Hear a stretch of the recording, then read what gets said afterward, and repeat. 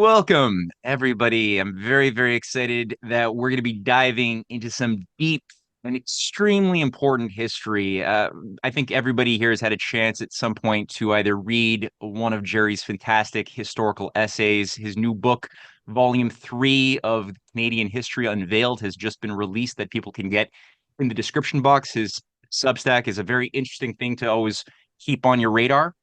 That's also in the description box. Now, Jerry has done some incredible work, and every time I just find that there's all sorts of little historical insights and treasures that open up the doors to so many discoveries. Whether it's on King Arthur, whether it's on Shakespeare, aka Marlowe, as counterintelligence uh, spies engaged in a struggle for universal history, or whether it's something to do with right now he's going through a whole series on Milton and the underappreciated dynamics behind, before, during, and after the Civil War in Britain and the work of Milton. So there's incredible insights that tie in are usually treated as separate things: literature, poetry, history. Usually they're treated as separate things. Jerry doesn't have that problem. He integrates them very, very nicely, and I find it a joy.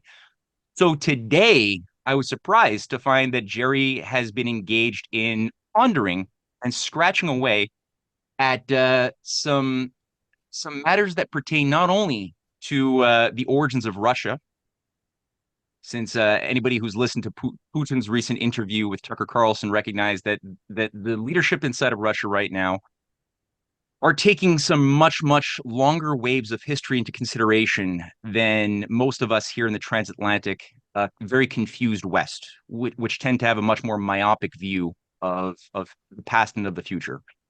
So not only are we going to look at some of the battles behind what gave birth to Kievan Rus, but also that will tie in perhaps even to the dynamics of Charlemagne, Harun al-Rashid, Khazaria perhaps, and maybe even the Silk Road and the Tang Dynasty perhaps. We'll see. But Jerry, without saying any more, I got my notebook. I'm ready to learn.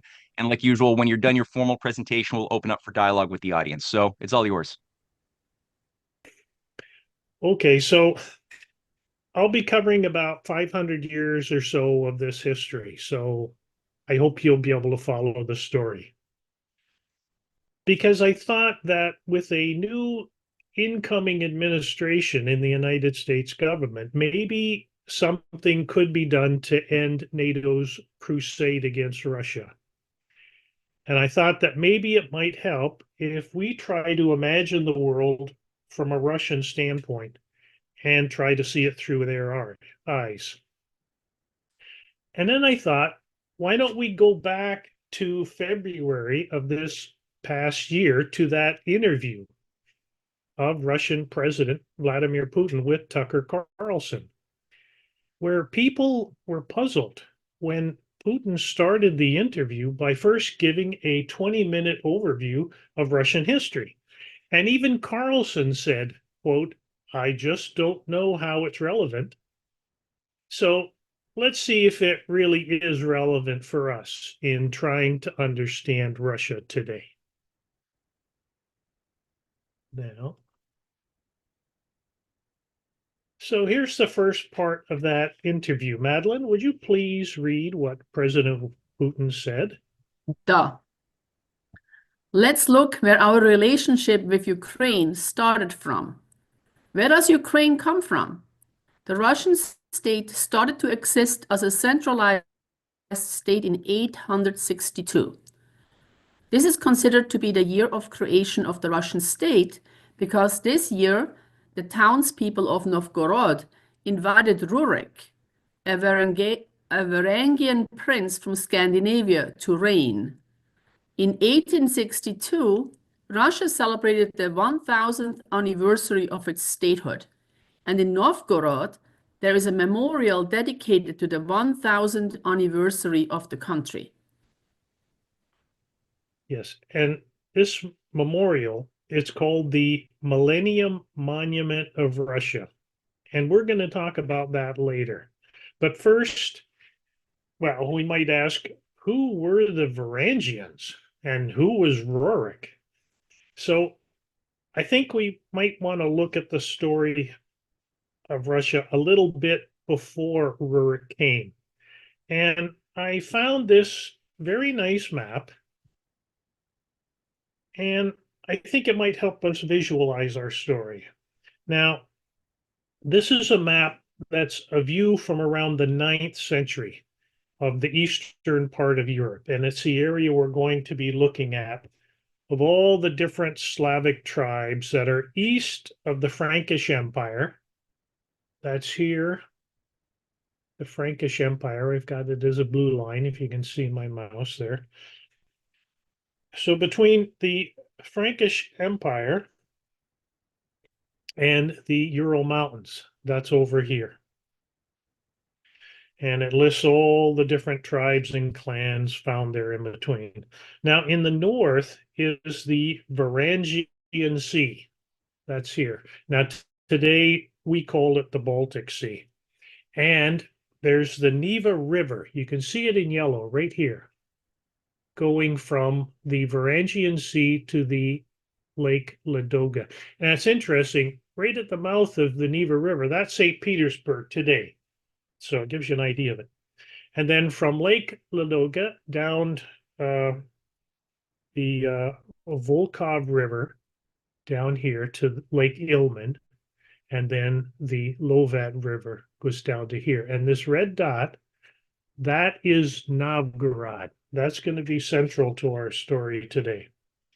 So that's one trade route that there was into this area of northern Russia. Now, there was another trade route that we'll be talking about. So I'll show you on the map here.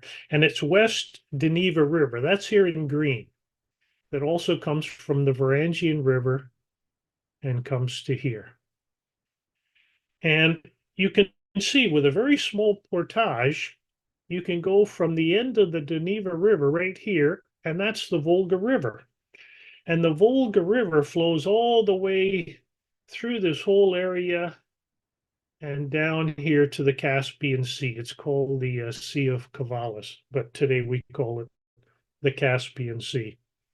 And also, from another short portage, this West Dneva River here, short portage here, you can connect, you see with the red dots, down the Dnieper River, which goes all the way down here to, it's called the Russian Sea. Today we call it the Black Sea. So this is the area that I'm going to be talking about. And it was an important trade route between the peoples around the Black Sea with the peoples around the Varangian Sea. And of course, the Varangian Sea, that's where we're going to find those Varangians, who today we know as Vikings, Norsemen, Normans, people that are known as Norwegians, Swedes, Danes, Jutlanders, Gotlanders, people that were from this area on the Baltic Sea of Scandinavia. And why did they come to this area around Novgorod? And why was Rurik invited to come to Novgorod, as Putin says? Now, for that, we're going to have to look back a few centuries to learn more about the early story of the people called the Rus. Now, the oldest histories of Russia are called the Chronicles, that were written starting in the 11th century. And the earliest chronicle, called the Tales of Bygone Years, tells the story of Russia beginning around the year 852. Now, that's around the time that Putin starts talking about when Rurik came to Novgorod. But to find out the story of Russia before then, I found a very good book called Ancient Russia that was written by a man named George Vernadsky. And it turns out that he's the son of the famous Russian scientist Vladimir Vernadsky. And here's a picture I found. There's George Vernadsky here on the left. There's beside him is his uncle Pablo. There's his mother, Natalia, and his sister Nina. And there is his father, Vladimir. And for more on Vladimir Vernadsky, you can watch a very good video of one of Matt's presentations for the Rising Tide Foundation. It's called Biogeochemistry and Open System Thinking with Vladimir Vernadsky. Now, George Vernadsky came to the United States in 1927, and he would translate some of his father's scientific writings into English from Russian. And he'd also become a professor of Russian history at Yale University. And in his book called Ancient Russia, which is the first volume of his History of Russia series, he writes about the area around the Azov Sea. And Vernadsky says the Ruks as clan, or Ruks clan, was considered the most prominent clan among the North Caucasian Alans. Thus, the Rus, whose name was to be in the course of time assumed by Norse newcomers, were originally an Irano-Slav tribe. Since the Az and the Rus had settlements both in the lower Don region and at the Kuban Delta. Now, I've drawn them in red here. This is the Don River flowing into the Black Sea. So they lived around there. And here's the Kuban River. I've put a red circle around it that flows into this narrow little stretch between, this is the Azov Sea here, and the Russian Sea. Now, a lot of people know this area because that's where a lot of the fighting is going on, Ukraine and Russia today, over this area. So it's historically very important. And so that region there, it may be suggested that they must have had boats to sail across the Sea of Azov or along its shores. Under the protection of the Khazars, the Rus, the Az of this Azov area, enjoyed peace and prosperity for about a century, except for having to help the master nation, that is the Khazars, to protect the Caucasian mountain passes against the Arabs. So they lived in this area here. This is the Caucasus Mountains across here. So they're north of it, and sometimes the Arabs would come up here in raids, and their job was to protect. So it seems the Rus were originally an Irano-Slavic tribe that were living around the Azov Sea. And Vernadsky goes on to say this: in the 7th and 8th century, the Antes, that's the Az, and the Rus helped the Khazars to ward off Arab raids on the Caucasus. Under the auspices of the Khazars, the Antean Slavs, the Az and the Rus, took active part in international commerce, and Antean Slavic merchants had permanent quarters in the Khazarian capital, Itil. Now, I've drawn it over here. If you can see it on the right there, that's that dot, right at the mouth of the Volga River where it enters into the Caspian Sea. That's the capital of the Khazars. And presumably in other Khazar cities as well. Antean Slavic troops constituted an important element in the Khazar army. So the original Rus people were part of the Khazar Kingdom. Now, again, if you want to know more about Khazaria, you can watch another presentation of Matt's, The Forgotten Jewish, Christian, Muslim Alliance and China Silk Road, which is very important for the importance of the Khazar Kingdom. But now, there's one interesting thing that Vernadsky mentions about the Khazars, and that is their conversion to Judaism over Islam or Christianity. And Vernadsky says this: representatives of each of these three great religions tried to convert the Kagan, the king, to their respective faiths. Owing to considerations of a political nature, the Khagans proved reluctant to accept either Christianity or Islam, since conversion to Christianity would mean recognition of the supreme authority of the Byzantine emperor rather than merely that of the patriarch, while conversion to Islam would equally make the Khagan a vassal of the Caliph, at least nominally. But on the other hand, Judaism was politically neutral, and conversion to this faith would not involve political commitments to any of his neighbors. And so Judaism eventually became the religion of the Khagan and his court. Now, there may have been other reasons, but that's what Vernadsky says. So there the Rus lived along the Kaban River and along the shores of the Azov Sea area, and under the protection of the Khazar Kingdom and in an alliance with the Khazars until the coming of the Vikings. Around the end of the 6th century, the Varangians from the Varangian Sea began settling among the Slavic tribes at the mouth of the West Dvina River.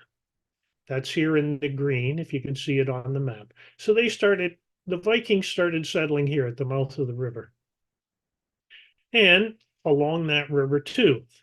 And then with a sword portage, they began to explore the Dnieper River, which is here in the blue, and also the Volga in the red. Now, the Varangians were looking for a route to the Black Sea and the lucrative trade there. And they found no barriers to their conquests on the upper Volga River and on the Oka River that are seen in red there, the dotted red.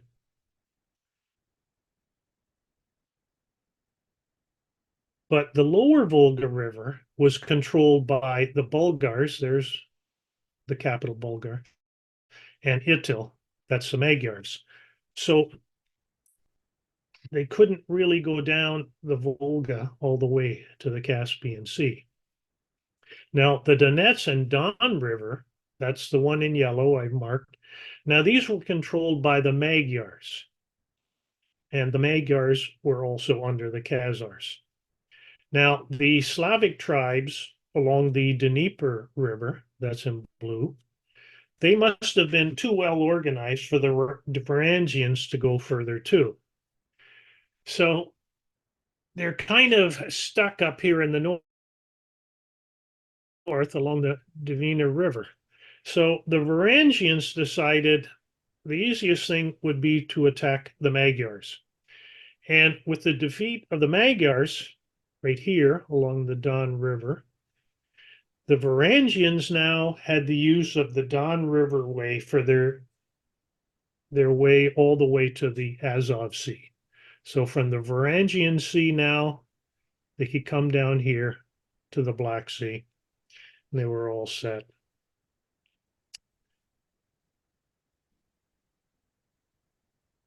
The Varangians now had a trade route from the West Dvina River area on the Baltic Sea to the upper Volga and Oka rivers, and on to the Don River area on the Azov Sea of the southern Varangians. That's the southern Rus. Now, over time, some of these Varangians remained and settled here along the Azov Sea. And they merged with the Slavic Rus tribes living there. And these southern Varangians also came to be called Rus, as well as the original Rus people there. Now, soon new bands of these Viking adventurers followed from the Baltic Sea down to the Black Sea. But now, Vernadsky says this about these Varangian Rus that came. The Rus go out to raid the Slavs in boats, and they take the Slavs prisoner and sell them to the Khazars and the Bulgars. They have no cultivated land, and they obtained, probably steal, grain from the Slavs. So this trade in Slavs came to be called the slave trade. slaves were forced into the buyer's army. So the Varangians were not exactly a civilizing people, but rather an invading and occupying people. And soon conflicts and altercations would spring up between the Khazars and the southern Varangians, the southern Rus, as they were now called. And with the death of Charlemagne in 814, that century of peace that the original Irano-Slavic Rus had enjoyed between the Byzantine Empire, the Abbasid Caliphate, and the Khazar Kingdom, this century of peace would soon end. And the Khazars would begin to see these Rus, the southern Rus, as a menace. And Vernadsky says this: a new united Rus, and he means the southern Varangians and the Rus, who've become together, must at first have recognized the authority of the Khazars, but eventually, around 825, broke with them and founded their own Khaganate. Around 833, the Khazars retaliated by building the fortress of Sarkel, the object of which was to cut off the Russians from the Don Riverway. This is Sarkel here, the red dot along the Don River. And it was meant to block the Varangians from coming from the north down the Don River, and now they couldn't get to the Azov Sea area.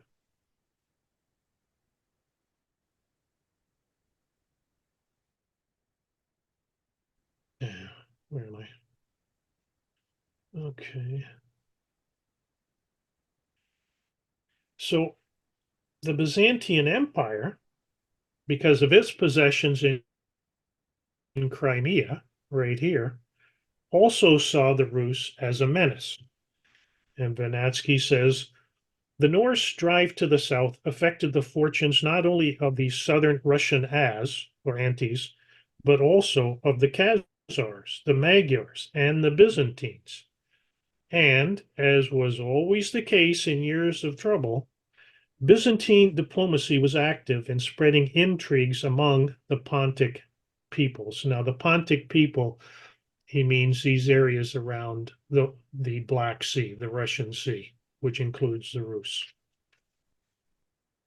So the Byzantine emperor assisted the Khazars in building that fortress at Sarkel on the Don River to prevent any new Varangian bands from coming out of the north to assist the Rus in the south.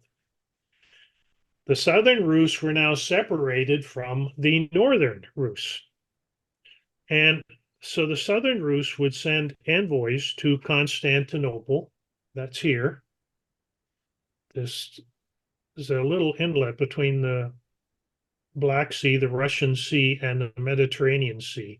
And it's a very important area, and that's where their capital was for the Byzantine Empire, Constantinople. So they sent envoys there for negotiations to try to solve the conflict, but the Byzantine emperor refused, and he wouldn't even allow the emperors to return home. They ended up staying there. Some stories say they ended up in prison. Now, plus, this disruption of the north-south trade also painfully affected the economic life of the northern Rus in the Novgorod area. And Vernadsky says, new bands of Varangians who kept coming from Scandinavia and stopped in North Russia on their way to the Azov region, now being prevented from going south, simply began to loot the native population of North Russia. And in 852, which is when the Chronicles start, in 852, the Varangians seized Novgorod. Vernadsky says some Danes sailed in 852 across the Baltic Sea and seized a city in the land of the Slavs. This city should be identified as Novgorod. Receiving a large ransom, the Danes went home. But it seems that the people of Novgorod at a certain point said, enough is enough, enough of this ransoming. And in the Chronicles, it says this, and they, meaning the Novgorodians, chased the Varangians away and did not give them tribute, and they set out to govern themselves. Now, when it says that, set out to govern themselves, this is our first reference to, I like to call it the republicanism of Novgorod, the right to govern themselves. And Novgorod has a very interesting history in asserting its right to elect or appoint its own prince. And it was these Republicans, we could call them that, of Novgorod, who invited Rurik to come and be their prince, so they wouldn't have to pay ransom to the Varangians anymore. And Vernadsky says, while the Danes were repulsed, the situation in the Novgorod area did not improve so long as the road south was not cleared. Therefore, the crisis continued, and there was no justice in the administration, and clan rose against clan, and a civil war started. And so, to end this continuing conflict, Novgorod saw that it had to do something. Vernadsky says the leader of the Rus, meaning the Varangians, the northern Rus, who accepted the invitation to come and rule over the Ilmen tribes, was called Rurik.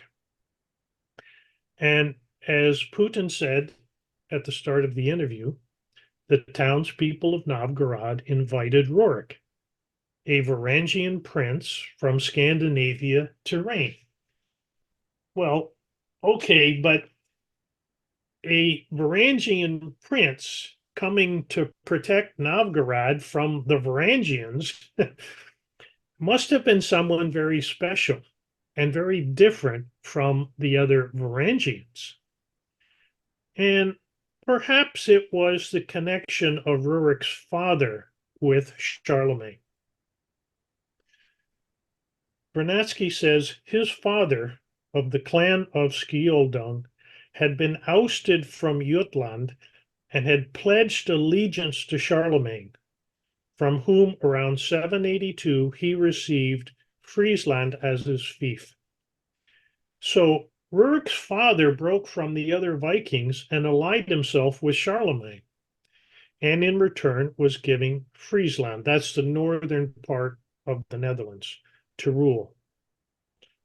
However, after the death of Louis, which was Charlemagne's son, Friesland was given to Louis' son, Lothair, Charlemagne's grandson, as part of his portion of the empire. That's when Charlemagne's empire was busted up into three. So Friesland was taken away from Rurik's father and given to Charlemagne's grandson, Lothair, as part of his portion of the empire. And so Rurik lost his fiefdom. Now, Rurik was no longer a ruling prince, and it seems that he went back to his Viking roots, shall we say. And Vernadsky says, during the next few years, Rurik led the life of an adventurer, taking part in several raids, both on the continent and on England. And in the annals of those years, he became known as the Gaul of Christendom. Gaul means rancor or bitterness or a constant pain in the side. In the next years, he turned his attention to the mouth of the Rhine and to Friesland. Now, Lothar, that's Charlemagne's grandson, was compelled to compromise and returned Friesland to Rurik on condition that he would defend the shores of the empire from the attacks of other Vikings. So Rurik was now prevented from looting the shores of the North Sea. He must have thenceforth shifted his attention to the Baltic. Vernadsky says Rurik's interest in the Baltic area must have received a new impetus when he was forced by Lothar to give up Friesland once more, and was granted in its place another fief in Jutland. Becoming master of southern Jutland, Rurik acquired direct access to the Baltic Sea and was thus in an even better position than before to take active part in Baltic affairs. So this is the North Sea area now he's concerned about. But that was until he was invited to come to Novgorod. And Vernadsky says, and there he stayed as the prince and assigned other cities to his barons, instructing them to build castles. Busy with the organization of his new realm, Rurik was not apparently thinking of any campaign to the south. And soon afterwards, there's a picture of Rurik on the Novgorod monument there for people to see. Quite, he's right at the front of it. And but soon after Rurik was ruling in Novgorod, two of his barons, named Askold and Deer, hoping that they might find some way to get further south, began exploring the Dnieper River to Kiev. And Vernadsky says, and he, meaning Rurik, had two men, Askold and Deer, not of his own kin, but barons, and they asked his permission to go to Constantinople with their kin, and they went accordingly down the Dnieper River. And they saw a town on the hill and asked, whose town is it? And the town people said, there were three brothers, Ki, Shak, and Korev, who founded this city and later perished. And now we live in it and pay tribute to the Khazars. Askold and Deer stayed in the town and assembled many Varangians and began ruling over the Polyanian land, Kiev. So two of Rurik's barons, who were on their way to Constantinople, came to be the rulers of Kiev. And now we come to the story of how the Khazars founded Kiev. Vernadsky says, according to the legend, there were once upon a time three brothers, Ki, Shak, and Korev, and their sister, Lebed.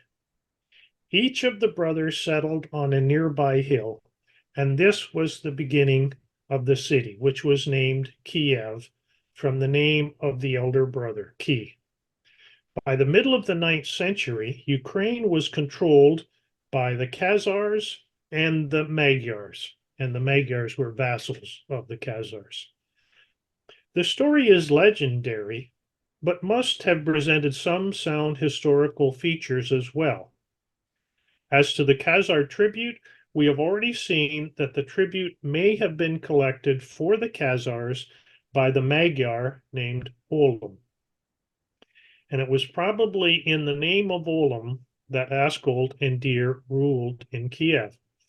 So it seems that Askold and Deer, while ruling Kiev, paid tribute to the Khazars through the Magyars.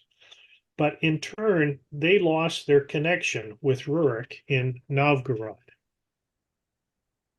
But soon, Askold and Deer would go to Constantinople, as they had told Rurik, but not to visit or for trade, but they undertook a naval assault of 200 boats against Constantinople.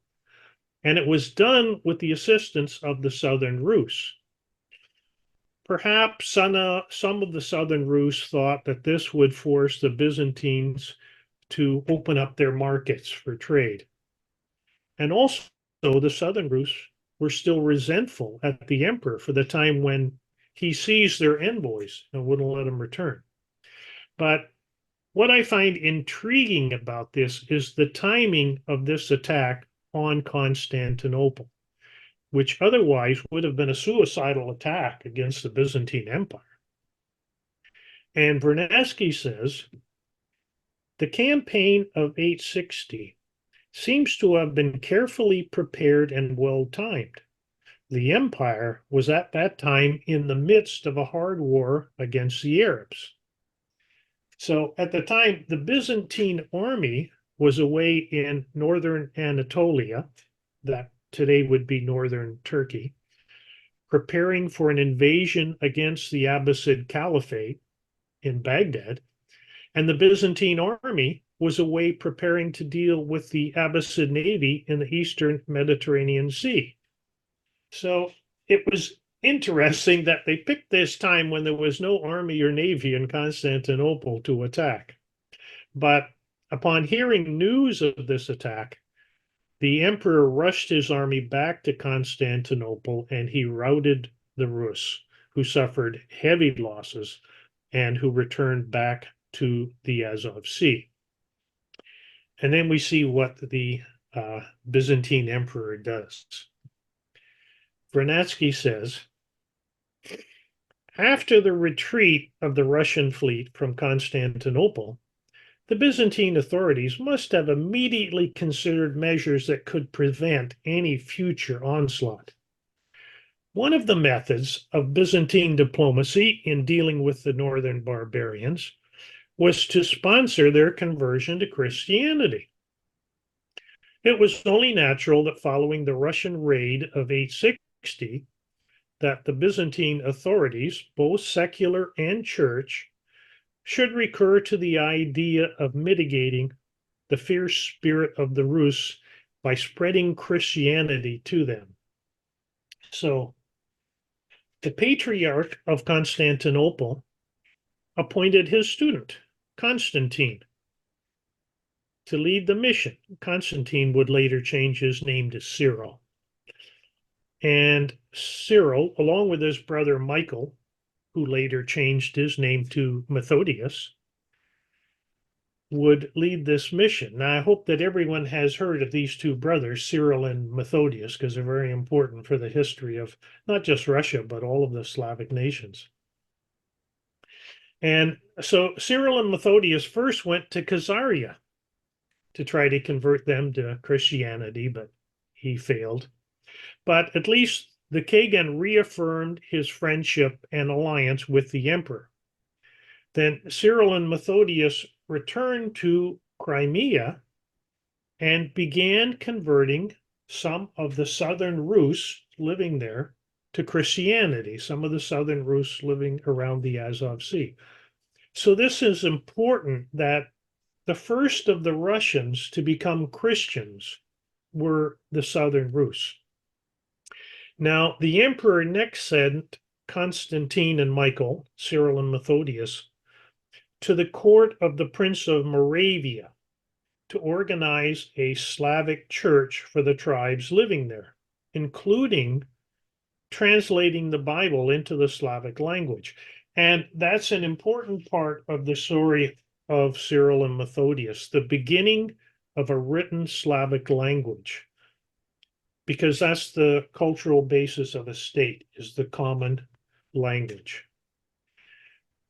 But because of this mission of Cyril and Methodius to establish this Slavic church, tensions increased between the church at Rome and the church at Constantinople over control of this new Slavic church. Now, I just want to add a note here that at this time, there were 5 patriarchs that jointly presided over the Christian church. And I've put a red dot beside the cities where the 5 patriarchs were. The Patriarch of Rome, Constantinople, Antioch, Jerusalem, and Alexandria down here in Egypt. With the Patriarch at Rome was considered to be, in Latin it was said, primus inter pares, that means first among equals. But all 5 patriarchs were considered equal. Now, years later, after the Crusades, there would be one pope who was superior and above all of the other patriarchs. And some think, and I tend to agree, that the Crusades were really a war of Rome against Constantinople. Anyway, I just put that out there for you. Getting back to our story about Rurik. Before Rurik died, he had begun to build a network of forts among the northern tribes to consolidate his authority. But there was really no unity among the Rus. There was the northern Rus living around Novgorod. There were the Kievan Rus living around the Dnieper River. And there were the southern Rus living around the Azov Sea, but there was no real unity among them.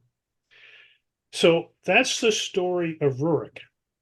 Now, let's continue with what President Putin said next. Madeline, will you continue? Da. In 882, Rurik's successor, Prince Oleg, who was actually playing the role of regent at Rurik's young son, because Rurik had died by that time, came to Kiev. He ousted two brothers who apparently had once been members of Rurik's squad. So Russia began to develop with two centers of power, Kiev and Novgorod. Now, in the Russian chronicles, Oleg is known as Veshy, meaning far-sighted or wise. And I found out the Russian poet Alexander Pushkin wrote a poem about him, Song of Wise Oleg, or the song about Prince Oleg, that you can see here. It's a nice short poem. It's about an old tale of Oleg and his favorite horse, and how a prophet had foretold how he would die. It's a nice poem. People should read that later. Now, Oleg, upon becoming the recognized ruler, continued Rurik's policy among the northern Rus, and then he moved to extend his authority southward. And Vernadsky says Oleg advanced cautiously, trying to secure his control over the most important points along the Dnieper Riverway, in each of which he left some of his soldiers as garrison. He then came to the hills of Kiev. And remember, Kiev was ruled by Askold and Dir, but under the authority of Olam, the Magyar prince, who in turn ruled under the authority of the Khazars. When Oleg later seized Kiev, and he said to Askold and Dir, "You are not princes, nor of princely clan," his words may be interpreted in the sense that Askold and Dir were not considered independent rulers, but rather someone else's lieutenants. If so, whose? After they were killed by Oleg's order, their bodies were carried to Olam's palace on the Ugrian hill. Why? Apparently because they ruled in Olam's name from his palace, which served as the governor's mansion. So Oleg became the prince of Kiev, and he stopped any tributes paid from Kiev to the Magyars and the Khazars.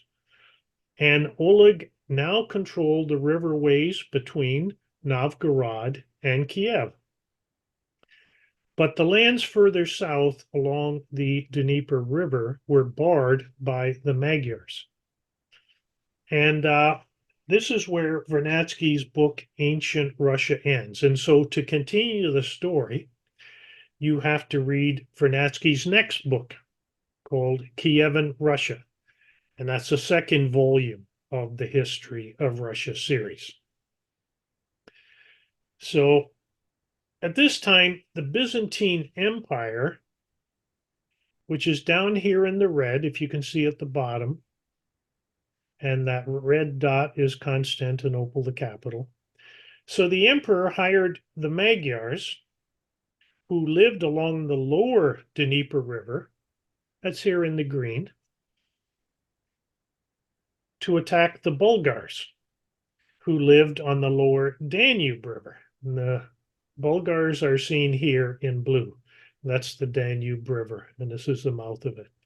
So the Byzantines are playing the little game. They're getting the Magyars to attack the Bulgars because they felt the Bulgars threatened the safety of the Byzantine possessions in the Balkan area. But the Bulgars, they sought help from the Patsanaks, who live up here, the light blue, the other end of the Caspian Sea. The Khazars are here, and this is the Patsanaks. They're a Turkish tribe that lived north of the Caspian Sea. And together, the Patsanaks and the Bulgars defeat the Magyars. And the Magyars are forced to migrate westward. They ended up over here. That's actually why the Magyars ended up in today what we would call Hungary.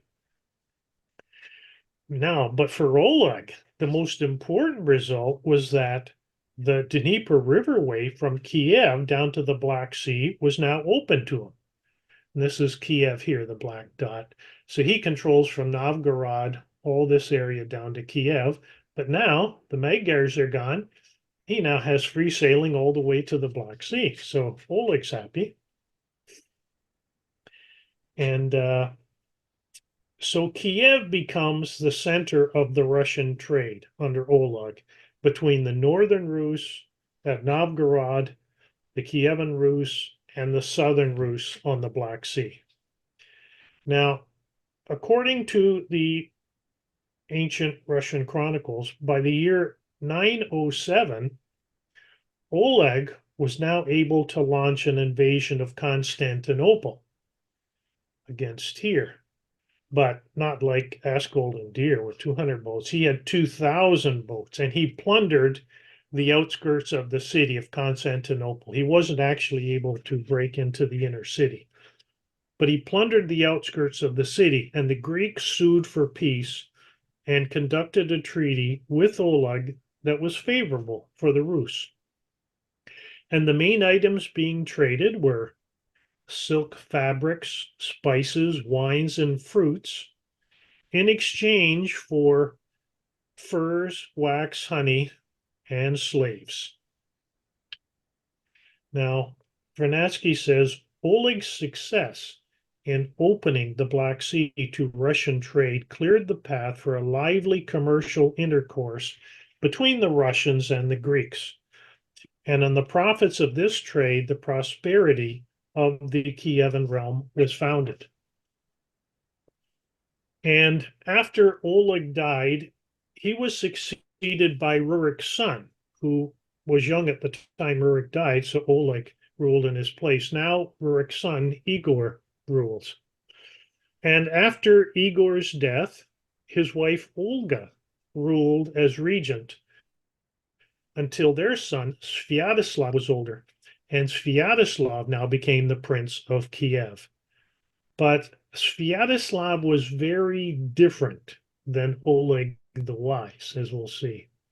Now, at this point in the interview, Putin skips over Sviatoslav. He doesn't talk about it, and he just moves right on to Vladimir. And I can understand why. But I want to take a few minutes to talk about Sviatoslav, because this is the part of the story that's about the Khazars. And in his book, Kievan Rus, Vernadsky describes the brief 10-year period of Sviatoslav's reign. He says, the spade work of building up the inner strength of the Kievan realm, which characterized Olga's rule, was now over.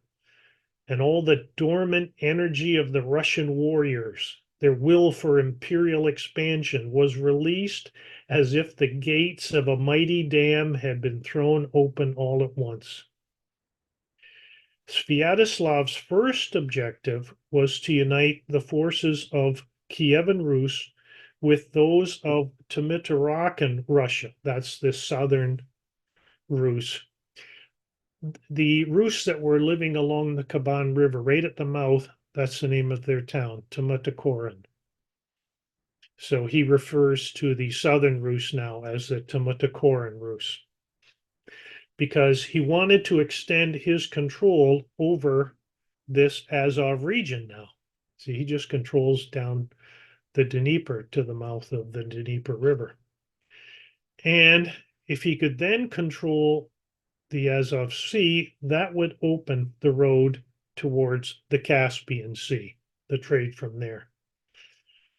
Now, for this, it was necessary to defeat the Khazars. So to start his conquests, Sviatoslav would pick a dispute between the southern Rus, the Timucuran Rus here, who lived around the Kuban River, and the Khazars, over a fight over control of certain towns in the Crimea. This is Crimea in yellow. And the towns on the Crimea, that's the center of the slave trade, the trade in Slavs. So it's kind of lucrative at that point. So they picked a fight that they were having between the Khazars and the southern Rus over these ports. And Vernadsky goes on, in 962, the Khazars attempted to subdue the Crimean Goths. Unable to repel the Khazars by their own forces, the Goths sent messengers to their adherents, that means their neighbors, the Timucuran Rus, the southern Rus, asking the latter to come to a conference to discuss the situation. And at that conference, it was unanimously decided to seek the protection of, quote, the ruler north of the Danube, who possessed a strong army and was proud of his military forces, and from whose people they did not differ in customs and manner. So a treaty was made between the Crimean Goths and the Crimean Rus that recognized Sviatoslav as their sovereign, so that he could defend them from the Khazars. And the next year, Sviatoslav attacked the Khazars. Vernadsky writes, his main blow was directed at Sarkel. That's the fortress that the Khazars and the Byzantines had built here at the lower Don River to stop the Varangians coming down the Don River.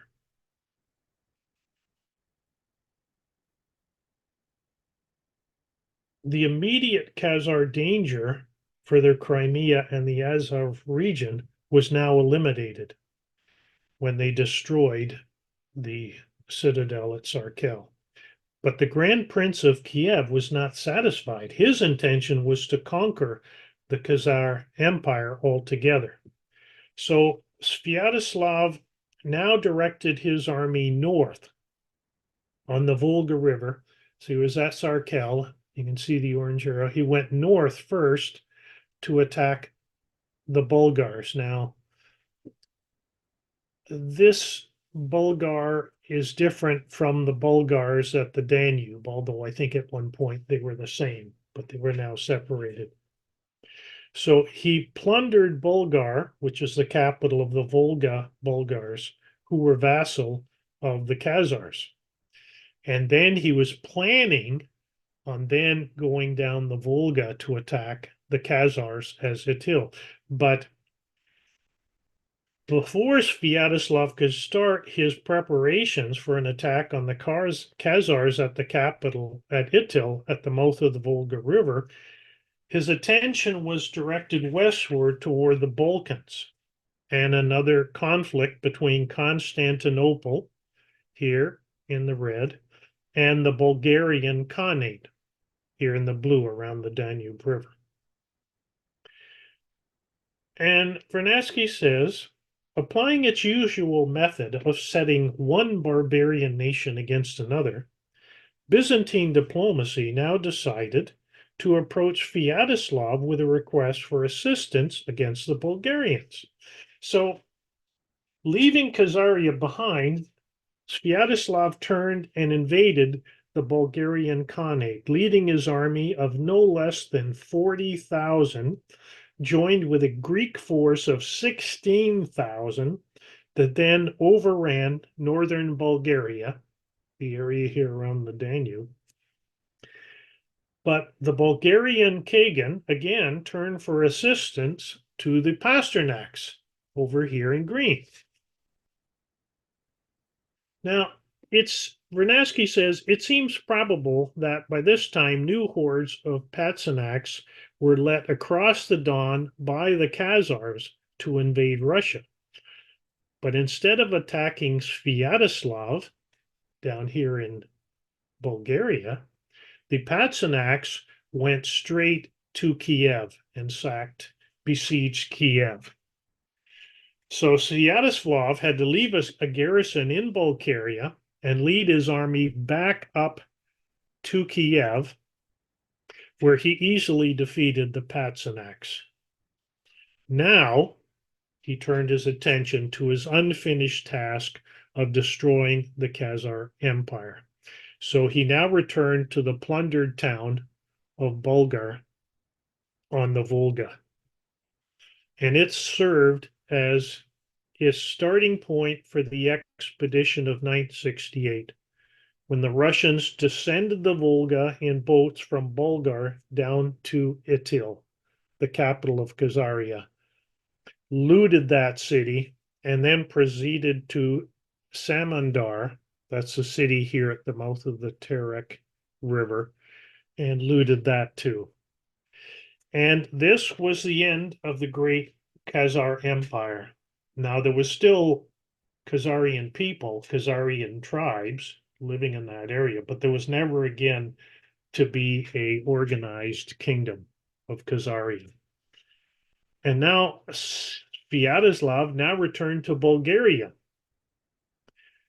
So after he's destroyed Khazar, he's going back here to where he had defeated the Bulgarians, because he wished to make that the center of his realm. He really liked that area much better than Kiev.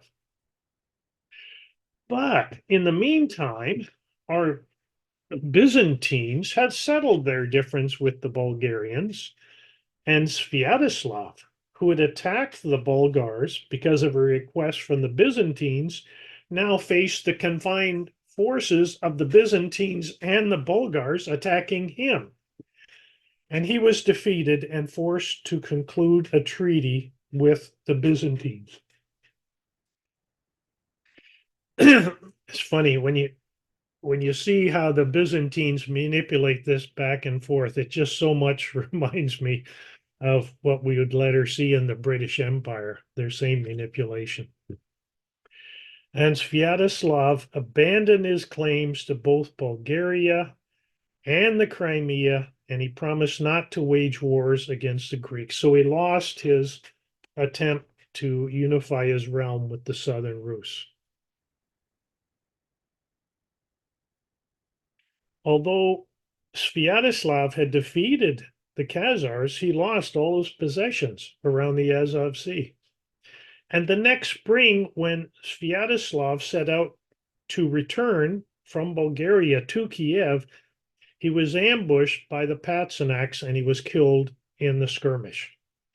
So his general, Svengeld, led the remnants of his army back to Kiev.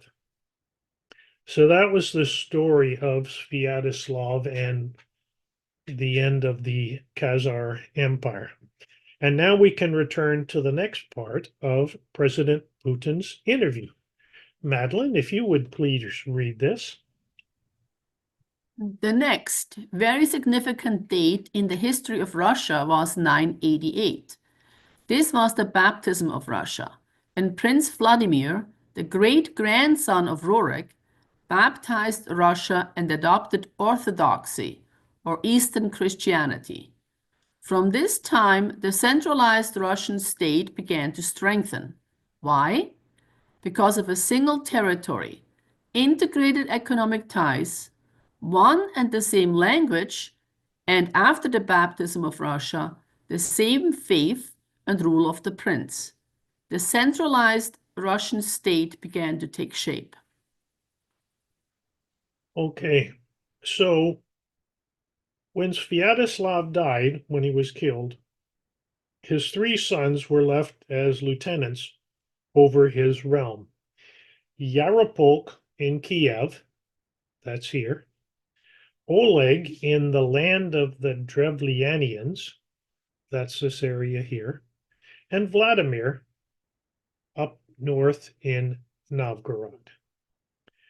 But co-ruling with Yaropolk in Kiev was the army general Svengald. He was the one who returned the army from Bulgaria after Sviatoslav's death.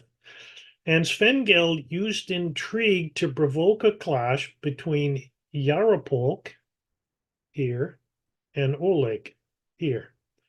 And Oleg was killed. Now, at the news of Oleg's death, Vladimir saw this as a warning and he fled to Scandinavia. He fled over here. And Yaropolk became the sole ruler of northern Rus as well. So Yaropolk ruled all this area. But Vladimir returned with a Varangian army and he defeated Yaropolk, and Vladimir now became the ruler of what we called Kievan Russia. Now, this is the Vladimir that Putin was talking about, but Vernadsky says this about the early life of Vladimir to give you an idea of him. He was strongly opposed to Christianity at home. He set up idols of pagan deities on the hill outside his palace in Kiev. Human sacrifices characterized the pagan cult in Vladimir's time. It was a period of grim pagan reaction. Vladimir's methods of achieving power suggest him as a cruel and unscrupulous politician, although a very shrewd one. Vladimir never tried to recover his father's Balkan possessions down in Bulgaria, but seems to have intended from the very beginning of his reign to reestablish his contact between Kiev and Azov region, the southern Rus. And then Vernadsky tells the story of the beginnings of the change in Vladimir. He writes, from his intercourse with his neighbors, he must have understood before long the necessity of accepting one of the great faiths in order to end Russia's religious isolation. Vladimir convoked his retainers and the city elders to discuss the situation, and it was decided to investigate all the religions with which the Russians were acquainted: Islam, Judaism, Greek Christianity, and Latin Christianity, in order to arrive at a conclusion. It sounds similar to the story of the Khazars when they converted to Judaism. And according to the Chronicles, Vladimir sent his envoys throughout the world to assess firsthand the major religions of the time: Islam, Latin Christianity, Judaism, and Byzantine Christianity. And they were most impressed with their visit to Constantinople with Byzantine Christianity. But Vernadsky adds there was another slight benefit of Byzantine Christianity, which was a formal alliance with the Byzantine Empire. And Vernadsky writes, hang on a second.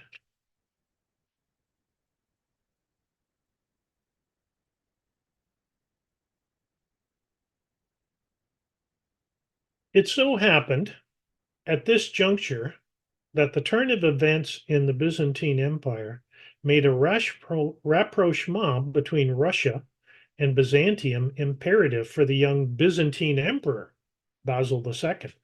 For Bulgaria rapidly acquired strength, asserting its independence from Byzantium. Simultaneously, the new emperor had to fight for his throne and his life against powerful rivals. So, Basil's envoys arrived in Kiev. The purpose of their mission was to ask Vladimir to send a detachment of Varangians to Constantinople to support Basil's small army. For this help, Basil was prepared to pay a high price. The envoys were authorized to promise Vladimir the hand of the Byzantine princess, Anna, Basil's sister. Vladimir, on his part, had, of course, to agree to be baptized. He had to be a Christian to be able to marry a royalty. So Vladimir accepted and was baptized, and he sent a 6,000-man division to Constantinople that easily helped Basil defeat the Bulgarians. So Vladimir now returned to Kiev, bringing with him not only his bride, but also a number of Crimean priests, as well as relics of saints, sacred vessels, and icons. Remember how Cyril and Methodius had begun their evangelization. They converted some of the southern Rus in Crimea to Christianity. So some of these Crimean priests returned with Vladimir to Kiev. And he was now ready to start Christianizing Russia in earnest. Following his return to Kiev, Vladimir ordered the statues of pagan deities to be thrown down and destroyed. These are the same ones he had put up when he was a young man. And the whole population of Kiev was instructed to betake itself to the river to be baptized, poor and rich, rich and poor alike, all at once. And Vladimir lost no time in starting Kiev's first magnificent cathedral of stone. Now, this is a picture of the remnants of it. It was built by Vladimir in 996, but it was destroyed by the Mongols, which we will learn about a little later. Vladimir's motives in his conversion may have been predominantly political. Once baptized, however, he accepted the new faith with all possible sense of responsibility. And the other interesting thing about Vladimir is not only that he accepted Christianity, but that he accepted the Slavic Church, a church in the language of the people. And Vladimir's foreign policy in this period was not aggressive. He lived in peace with the neighboring princes, and there was unity and friendship among them.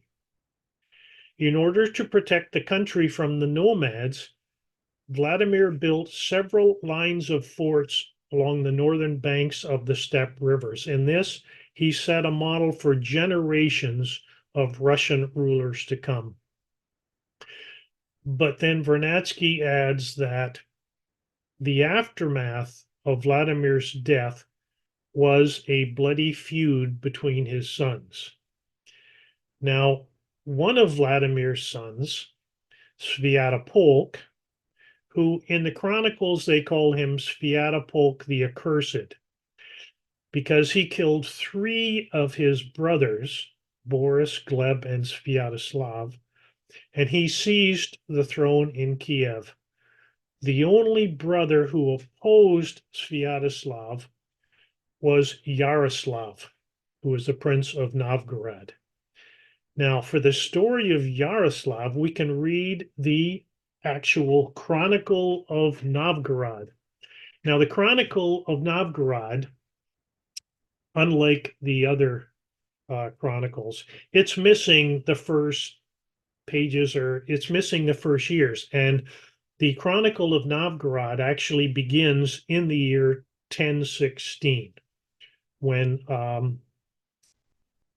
Yaroslav is now going to oppose his brother Sviatopolk.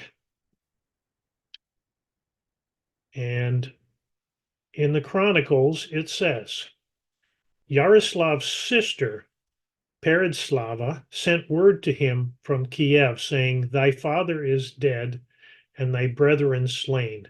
And having heard this, Yaroslav the next day gathered a number of the men of Novgorod, and held a vesh, that's an assembly, in the open air. And he said to the men, Brethren, my father Vladimir is dead, and Sviatopolk is knyaz, or prince, in Kiev.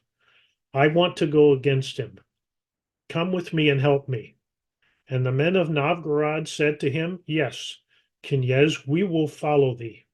And he gathered 4,000 soldiers. There were 1,000 Varangians and 3,000 of the men of Novgorod, and he went against them. And there was a terrible fight. And before dawn, they conquered Sviatopolk, and Sviatopolk fled to the Pechenek, that's the Patsanak people. And Yaroslav now went to Kiev and took his seat on the throne of his father Vladimir. And Yaroslav made Kiev the artistic and intellectual center of Russia. He also built a cathedral there to St. Sophia, which I think is still standing, and he built the Golden Gate Citadel. And according to the Chronicles, Yaroslav applied himself to books and read them continually day and night. He assembled many scribes to translate from the Greek into Slavic. He caused many books to be written and collected, and deposited them in the Church of St. Sophia. And the interesting thing here about Yaroslav is that translations were made into Slavic, meaning that the Slavic language was accepted as part of the state. And it shows that Yaroslav considered himself and his state as Slavic Rus, not Varangian Rus, Slavic Rus. And I just want to add a little note here for some people. Now, Yaroslav's daughter, Anna, she married Henry I of France, and she became Queen of France, which I found fascinating. So instead of people reading these made-up wacko books that are written by British intelligence about France's Merovingian bloodlines that they claim, trace back to Jesus and Mary Magdalene, none of which is true. Now, perhaps instead of looking at the Merovingians, France should instead study its actual royal bloodline going back to Anna and Russia and to the descendants of Rurik. I thought I'd just add that in there as a, a little fun note. Now, Yaroslav died in 1054, which is the same year as the rupture between the Eastern and Western churches, the fight between Rome and Constantinople. And that rupture would lead into the age of the Crusades that would dominate Europe. Now, after Yaroslav died in 1054, which is about 200 years after Rurik first came to Novgorod, after Yaroslav died, it was followed by about 100 years of attacks from invading Turkic nomadic tribes, along with years of continuing internecide conflicts among the different Russian princes, until Kiev was finally sacked in 1169, and the Kievan state began to break up. But this was also the time of the beginning of the Novgorod Republic. So as the Kievan state is disintegrating, the Novgorod Republic was established, and it would again assert its right to appoint their own prince, the consent of the governed. Very important. So now let's listen again to President Putin and what he has to say about what comes next after Yaroslav and the coming of the Mongols. Madeline, would you please read this? Back in the Middle Ages, Prince Yaroslav the Wise introduced the order of succession to the throne, but after he passed away, it became complicated for various reasons. The throne was passed not directly from father to eldest son, but from the prince who had passed away to his brother, then to his sons in different lines. All this led to the fragmentation of Rus as a single state. There was nothing special about it. The same was happening then in Europe. but the fragmented Russian state became an easy prey to the empire created earlier by Genghis Khan. His successors, namely Batu Khan, came to Rus, plundered and ruined nearly all the cities. The southern part, including Kiev, by the way, and some other cities simply lost independence, while northern cities preserved some of their sovereignty. They had to pay tribute to the horde, but they managed to preserve some part of their sovereignty. And then a unified Russian state began to take shape with its center in Moscow. All right. I hope you've been able to follow the story so far, because I think this last part is most important for what's happening today. And at this point, well, we now have to read Vernadsky's next book called The Mongols and Russia, which is the third volume of his History of Russia series, to see how Novgorod keeps its sovereignty while nearly all the other cities of Russia were plundered and ruined by the Mongol invasion of Russia.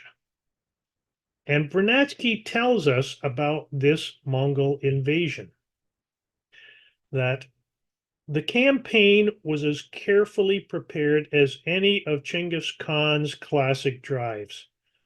It was decided that the Bulgars and other peoples on the eastern fringe of Russia along the course of the Volga River, as well as other tribes of the lower Volga and the lower Don area, must be defeated first to safeguard communication and the rear of the Mongol armies operating in Russia.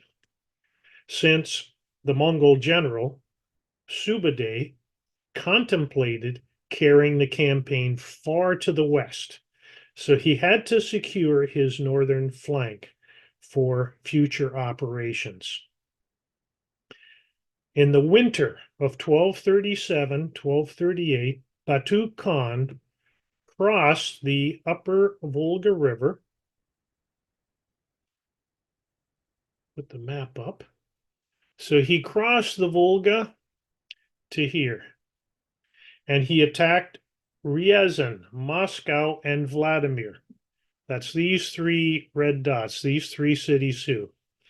He defeated them, defeated the Russian army, and then he moved westward before stopping right before Novgorod. That's the green dot there. He made it all the way here and stopped because of the weather.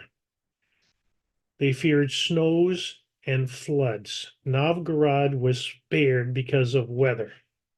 And Vernadsky writes, after careful consideration, the Mongol leaders decided to turn back, being afraid of the approach of spring and the thaw that would make the roads impassable. By 1240, a year later, Batu's armies, refreshed and reorganized, were ready to resume their drive to the west. In the summer of that year, the Mongols took and destroyed the cities of Pyaroslav and Chernikov and sent emissaries to Kiev to demand its submission. So he went down these three cities here. He then attacked next. Kiev was at that time ruled by a governor appointed by Prince Daniel of Galicia. The Kievan authorities ordered the envoys killed, and this sealed the doom of the city. Now, Galicia was a small Russian principality over here near the Polish border, and we'll see more about this Daniel of Galicia a little later on. So the Mongols then stormed Kiev, killed any survivors, and destroyed the city. So they've destroyed these cities, they've now destroyed these cities, and they're getting ready to move westward against the Western Europe. But now it gets worse. Not only did the European leaders and the Church of Rome reject the request of cooperation with the Abbasid Caliphate against the Mongols, who were besieging Baghdad, so the Abbasid Caliphate asked the European Union to join with them against the Mongols, but they said no. Not only that, they decided this was the most appropriate moment not to aid Russia against the Mongols, but for an attack against Russia. He says both the Swedes and the Teutonic Knights were engaged at that time in proselytizing the heathen natives with sword as well as cross. And both regarded the Greek Orthodox as being as much in need of salvation as the pagans. Both seem to have counted on the weakness at that period of the northern cities, Novgorod and Pskov.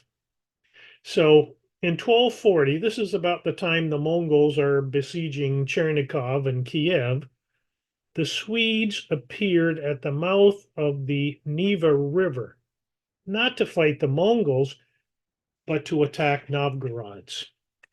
So I find it interesting that you have a Christian crusade against the Christian Russians in Novgorod.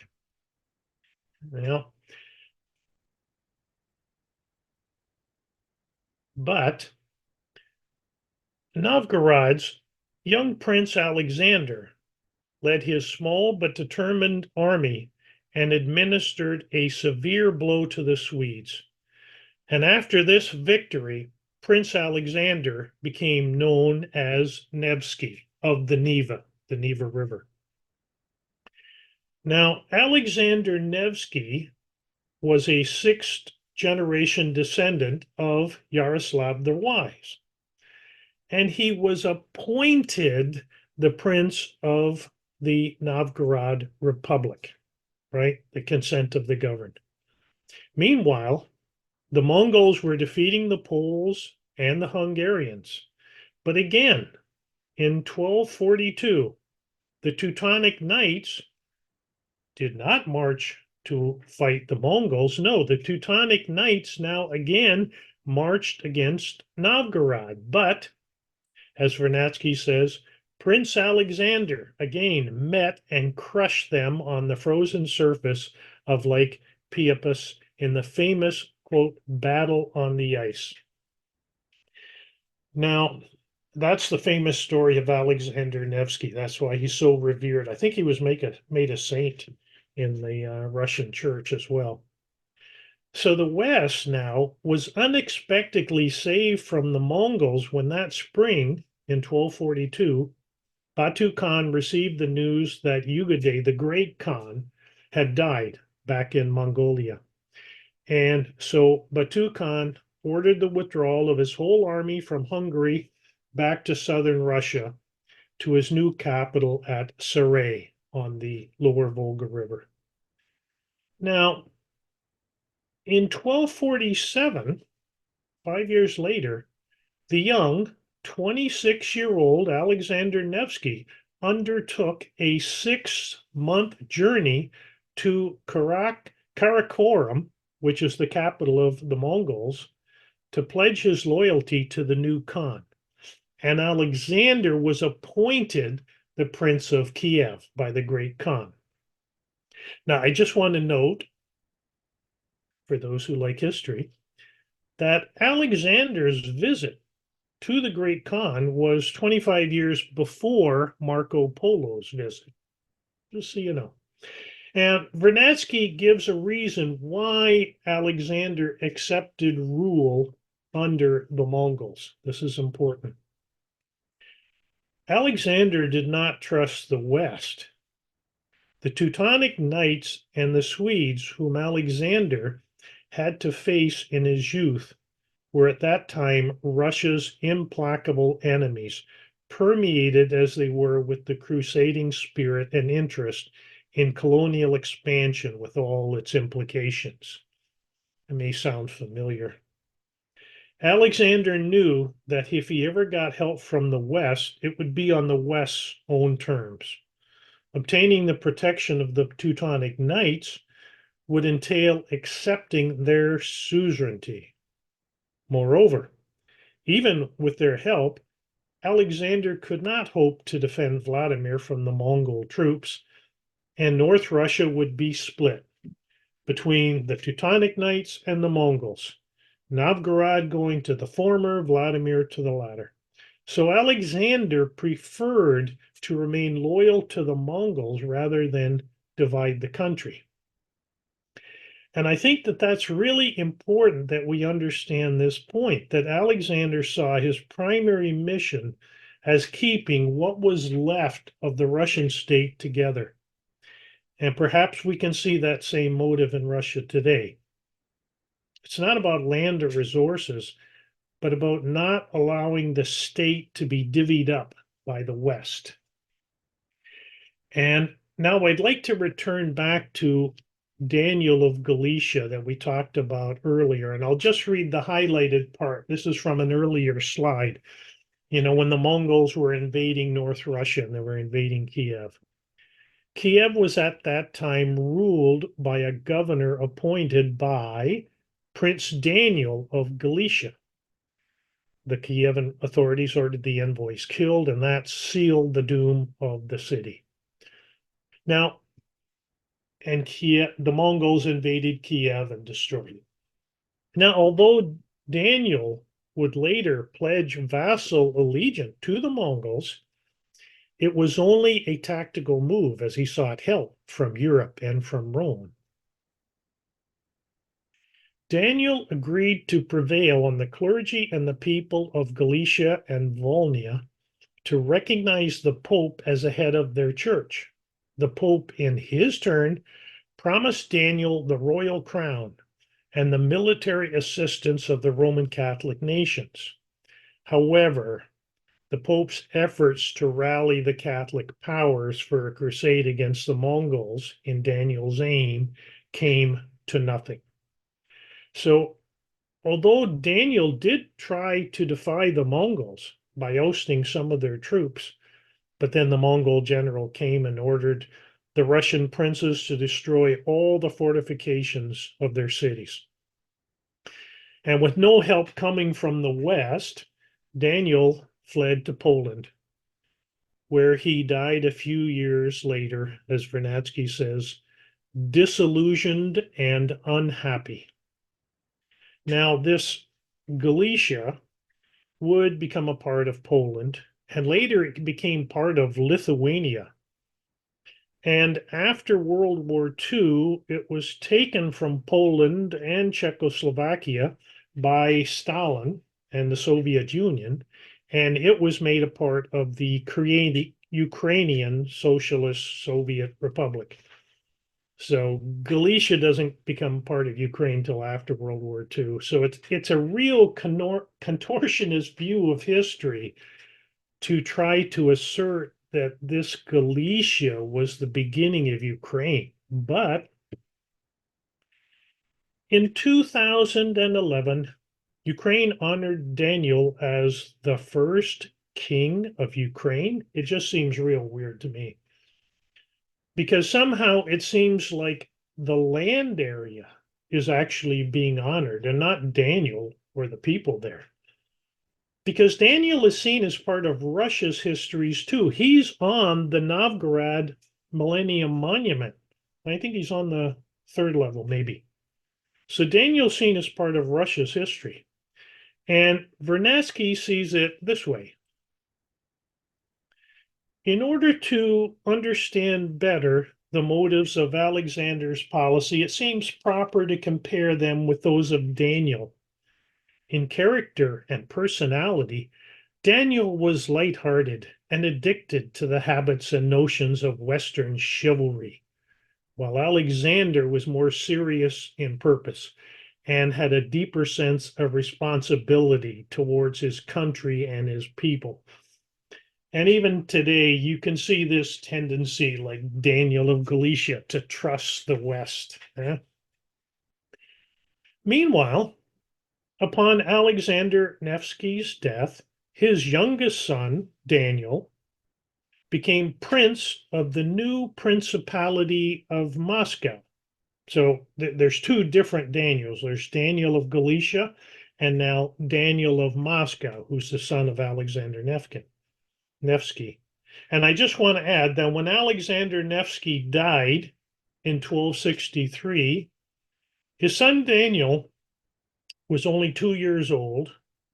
Marco Polo was only 9 years old, and Dante wouldn't be born for another year and a half, just so you can situate that. So his son Daniel becomes the Prince of Moscow. So we're going to jump ahead 200 years later, and the Battle of Agra in 1480 by the Prince of Moscow, then called Ivan the Great, against the Mongols. And after that battle, Moscow finally would stop paying tribute to the Mongols. And after that, the Novgorod Republic would then pledge its allegiance to Moscow. And as Putin said, quote, a unified Russian state began to take shape with its center in Moscow. So Novgorod keeps coming up at every point. And we can wonder, what if Novgorod hadn't invited Rurik to rule by the consent of the governed? Would Russia exist today? Or what if Novgorod hadn't invited Alexander Nevsky to rule by the consent of the governed? Would Russia exist today either? Or what if Novgorod hadn't pledged allegiance to Moscow by the consent of the governed? What would Russia be like today?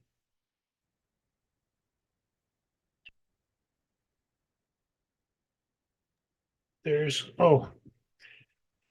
the grand stand there's the Ugra River right here. There's Kiev down here. There's Novgorod. There's Moscow, the little red dot. That's where they had their final battle against the Mongols, where they were stopped. So in looking back over the ancient history of Russia, it's interesting to see the dichotomy of the Rus, that you can have, okay, on the one hand, these wild Vikings that see conquest and loot and plunder as their source of wealth, like the oligarchs today. But then on the other hand, you can have rulers like Rurik and Oleg and Vladimir that see real wealth has to be produced, and that production needs to be both encouraged and also protected. Now, as Putin mentioned at the beginning of the interview, in 1862, a monument was built in Novgorod to commemorate 1,000 years since the invitation to Rurik by Novgorod to come and rule. That's a modern picture of it. That's fairly new. It's called the Millennium of Russia Monument, and there's a lot of history in it. There's a lot of figures on the middle level. That's Rurik looking at us. There's a lot of figures on the lower level too. And it was almost completely destroyed during World War II when the Nazis occupied Novgorod in 1941, and they were ripping the monument apart to ship back to Berlin. That's a painting of it. That's the parts of the statue lying in the snow. Perhaps the Nazis despised the significance of that monument. Maybe that's why they wanted to tear it apart. But the Red Army retook the city in 1944. And not only that, they were able to reassemble and restore the monument that you see today. And perhaps the Russians retook Novgorod because they needed to save that monument, to save the idea of the consent of the governed. And I think I should add one last point about this area around the Azov Sea, the home of the original Rus people. Because after Sviatoslav, the tyrant, it was no longer a part of Kievan Russia. He lost it. And later, it was conquered by the Mongols, and then it came under the control of the Ottoman Empire. And the slave trade that was run out of the Crimean ports, first by the Varangians, then the Byzantines, and after the fall of Constantinople, it was run by Venice and Genoa. And later, it was run by the Mongols and then by the Ottomans. And this slave trade continued until 1783. And because of the war between the Russian Empire under Catherine the Great and the Ottoman Empire, the losing Ottomans were forced to release all of the Crimean slaves. And it was agreed that there would be no more raids against the Slavs for slaves. So it was Catherine the Great that finally ended this slave trade. Interesting story. And after that, this home of the original Rus around the Azov Sea again finally became a part of Russia under Catherine. Now, let's pop into today. Here's on the right here is kind of a map of Russia with all the different, they're called subjects of Russia. Some are called republics, some are called oblasts, some are called krays, some are just federated city that are part. There's something like, there's over 80. I think in this map here, there's 83 of these different subjects. And recently, 5 of them, there's this map on the left, right here. You have Crimea, Kherson, Zaporizhia, Donetsk Republic, Luhansk Republic. And these 5 subjects voted to leave Ukraine and to become part of the Russian Federation. Well, Russia had to accept their request because of their belief in this idea of the consent of the governed. And most importantly, as we saw, this is the same area around the Azov Sea, right here, of the original Rus people and the beginnings of our story of ancient Russia. So what if NATO would agree to accept these 5 subjects as part of Russia? I think that the new incoming administration of the United States government might then be able to start talks about ending this war between Ukraine and Russia, which is being fought right among these subjects.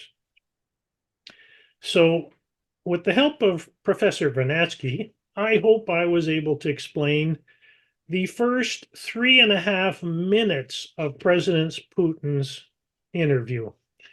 And you might want to watch the rest of that 2-hour interview to learn a lot more.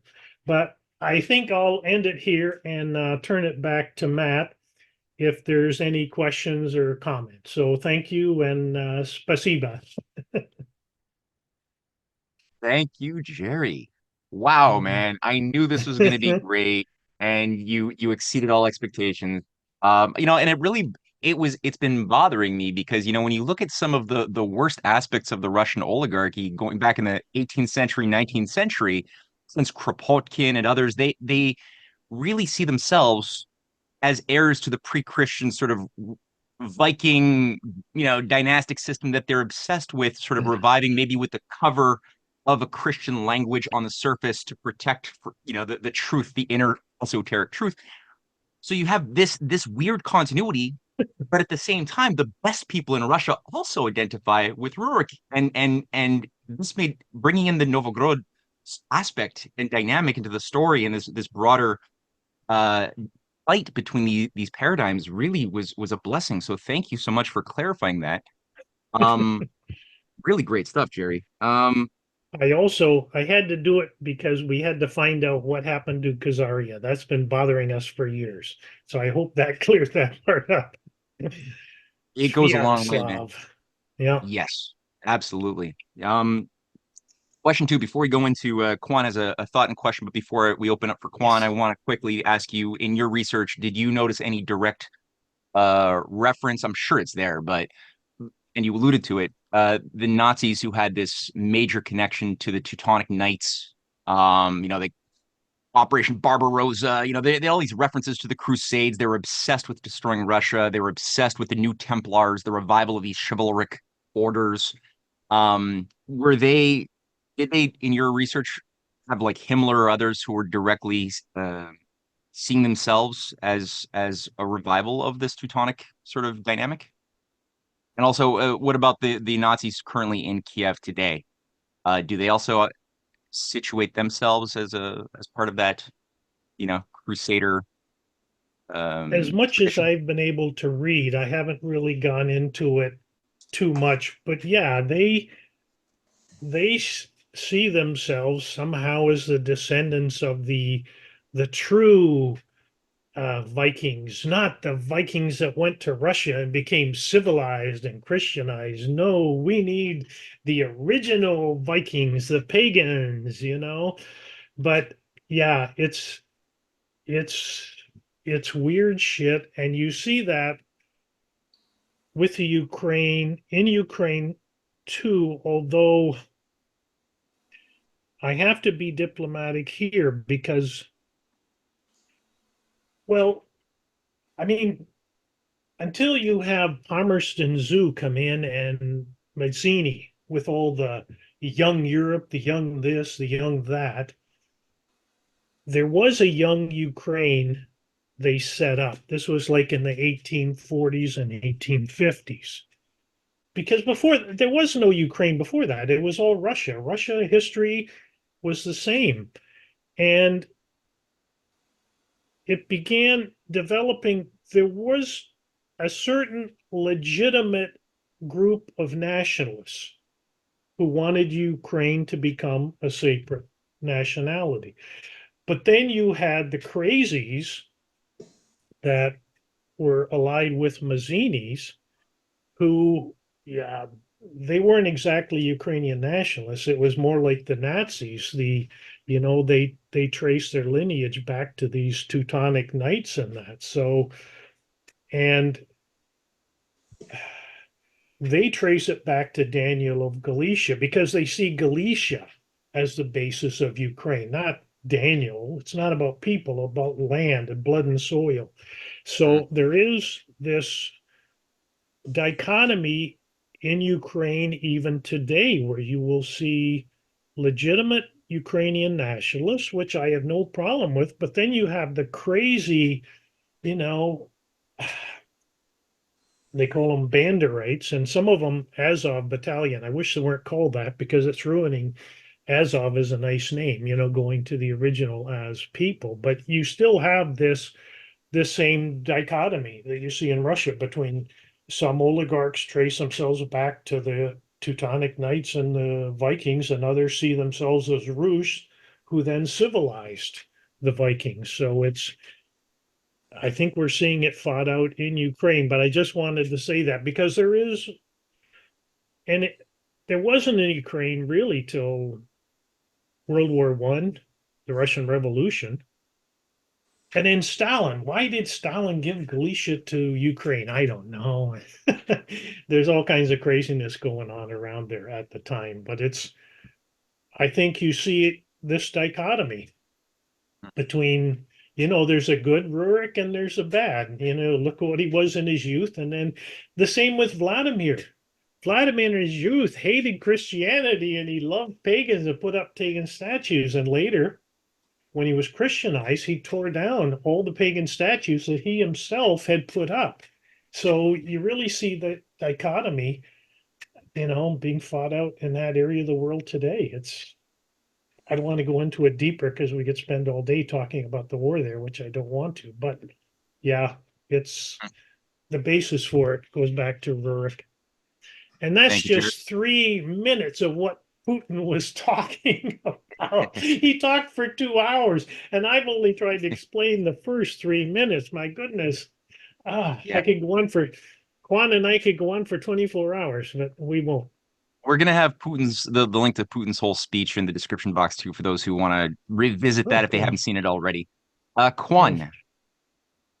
Well, first, Jerry, I want to say that Your presentation is absolutely epic and touches on the one of the favorite parts, one of my favorite parts of Russian history.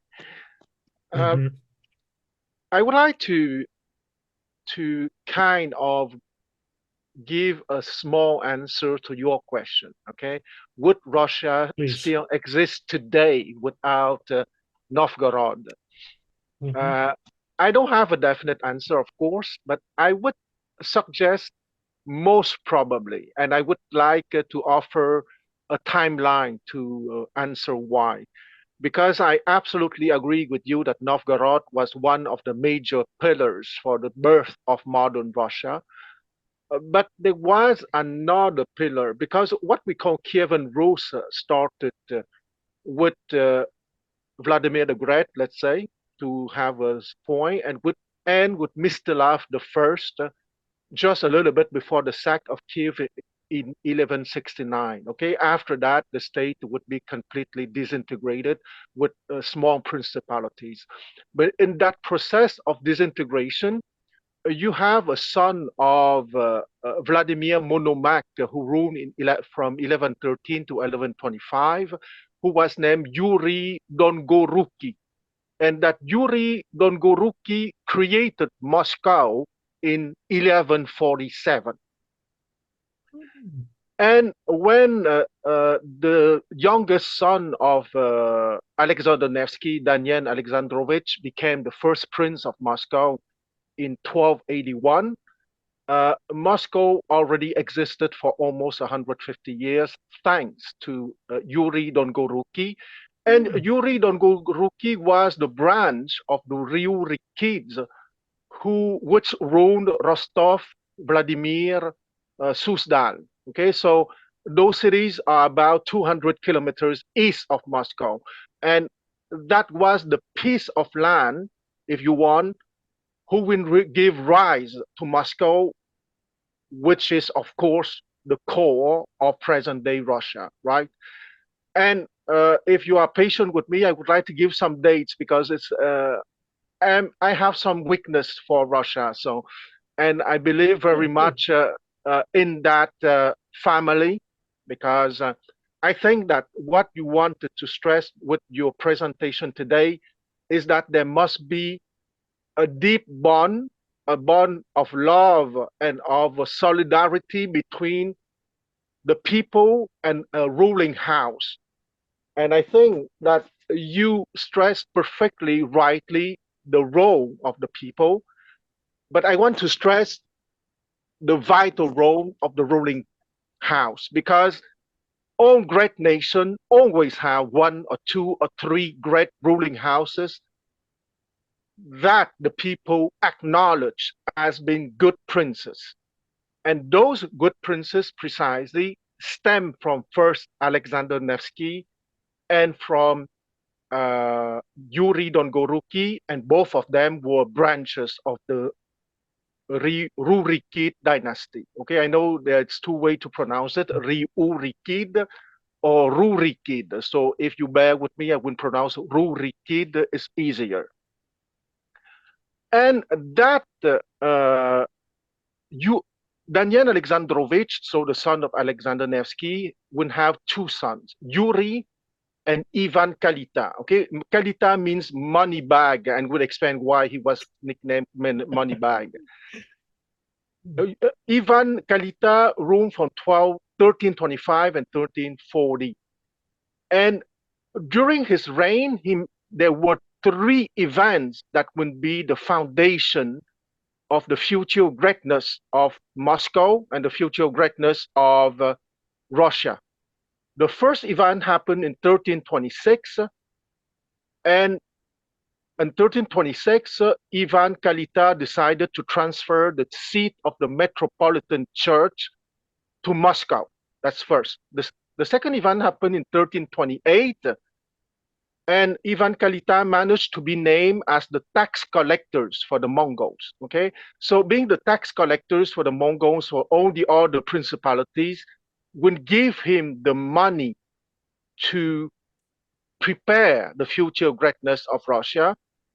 And finally, in 1331, the princes of Moscow became also the prince of Vladimir Suzdal, and it would give him the core foundation of the lands that his descendant Ivan the Third, who will kick out the Mongol in 1480 at the Battle of Ugra River, and his other descendant, the better well-known Ivan the Fourth, not the Terrible, but because Ivan Grozny means Ivan the Formidable and not the Terrible, that will be the third Tsar of Russia, and that would be truly at the root of the Russian Empire and the Russian state today.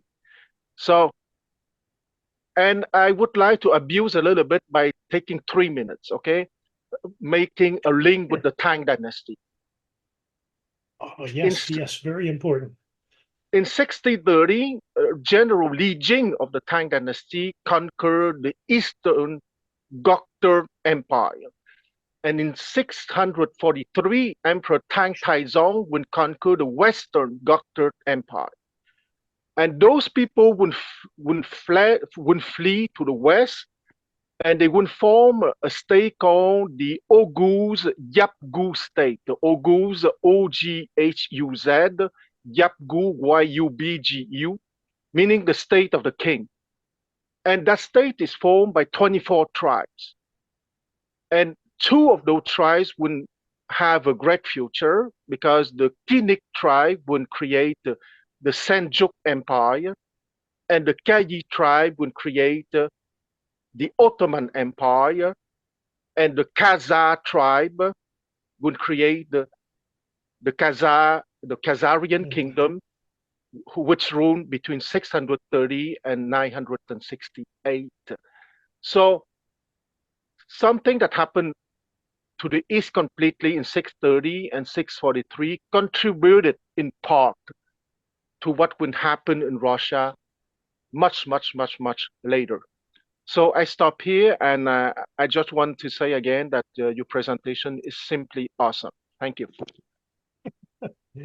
Oh, thank you, Quan. I thought you were going to, because the whole other class you could give is, because at the time Alexander Nevsky traveled all the way to Mongolia to meet the Great Khan, that is when they were beginning their conquest of China. And there was that Mongol dynasty, I don't know, 100 years, I guess, in China until it was finally defeated. So it's very interesting times then. I don't know much about that.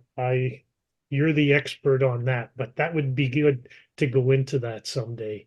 I'd really be excited. I want also to add that Alexander Nevsky was the sworn brother of Saktak Khan, and Saktak Khan was the son of Batu Khan and the great-great-grandson of Genghis Khan. So the Russians sometimes have a joke that the Mongols were people who were much more easier to bear with than the German Crusaders. I don't want to be ironical. Mm-hmm. Yes. Hey, Quan, I missed the third tribe. So you had the Khazars, the Kayi tribe that gave rise later on to the Ottomans. What was the third tribe? The third tribe, yes, it's the Kinnik, K-I-N-I-K, and that Kinnik tribe would give rise to the Seljuk Empire. Seljuks, of course. Okay, great, amazing. Yeah, I'm also. I'd like to hear Quan develop some of those concepts, especially the dynamics within the Tang Dynasty and within that international context in a bit more detail. And so, Quan, I'm going to call you up after this, and we're going to talk a little bit about some possibilities, if that's okay with you. Sure, but because Jerry today gave, I would call, the first class on the Eurasian integration and peace and glory for the next 5 centuries. Only 5 centuries? I want to be modest because I'm a student. I'm a student of history. I know the cycle. So 5 centuries is already quite optimistic. Some good cautious optimism there. Okay, all right, I accept. Monty, you had a question about the Mongols. Oh, Monty. Yes, I was just curious. I think Matthew has referenced this before, but there appears there must have been some type of collaboration or intelligence apparatus or a hidden hand behind the Mongols in order to give them the intelligence apparatus they were able to use in uh, their conquering these lands. Could you give us a clue as to that? I wish I had a clue, Monty, but there obviously had to be. I mean, Vernadsky doesn't talk about that too much, but he talks about the Byzantines, Byzantium, the Byzantine emperor, how he's always manipulating one against the other, which means they have connections and contacts and spies and all of these different ones. And I'm sure there had to have been as well. I mean, the Silk Road was there for a long time, so people knew it. And the fact that Nevsky could just make a 6-month trip there, the route was fairly well known. So I can't really go into it myself, but I'm sure there was. I think you're right. There had to have been some kind of intelligence gathering before, because the Mongols would not have moved farther west unless they had already, you know, scouted ahead to see what they were getting into. They wouldn't just blindly go. They knew where they were going, and they knew what was going to meet them when they went there. So I think you're right. I don't have any leads I could give you. It would be I an got excellent something. story. Go. I got something. Yeah. So I just shared this essay in the chat box, and I'll try to remember to put this in the description box as well if I don't forget. An essay by Paul Gallagher, which is the best thing I've seen on the topic so far, called "How Venice Rigged the First and Worst Global Financial Collapse," which is the most responsible deep dive into the Venetian-Mongol relationship that I've ever encountered. It's been published on the Schiller Institute archive site. So that's again in the chat box that people can save that if they get the chance right now. And yeah, it would be great if somebody could do the research and then maybe provide a an oral presentation on that as part of this broader continuum of classes that I see forming here. Richard. Well, I just wanted to thank Gerald for a tour de force presentation. A very complex story, and yet you were able to delineate it in a way that made sense even to somebody who's hearing a lot for the very first time. So thank you so much. And of course, Quan for the additional insights. Yes, well, it's not me. It's this man named George Vernadsky.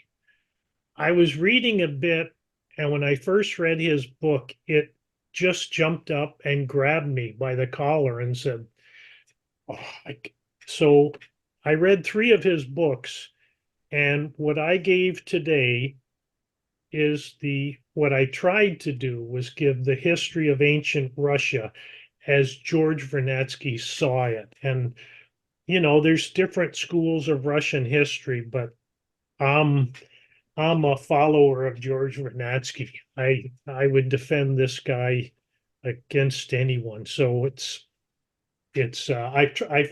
I'm trying to distill what I read from his books. It's like a book review. And I skipped over a lot to get to the main points, but I think this guy was amazing. I have to read some more of his stuff, what he thought about the Russian Revolution too. That would be interesting. Well, let me make one brief comment about the Mongols. That Yes. my understanding is that they were very good wherever they went of getting the local, like they had Chinese engineers that taught them about siege techniques and all that. They were very good at working with local skills and intelligence and all that. So I don't think there need to be somebody above the Mongols. They seem to be pretty wise about how they did those kind of things. Yeah, they seem to go into an area and take everything they saw and use it. And everyone there became part of their army. But I haven't read where the Mongols advanced new science.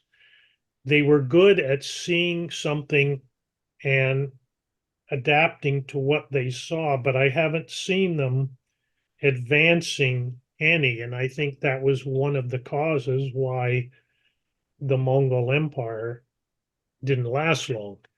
It was like the original Vikings came in too, but they just were there to loot.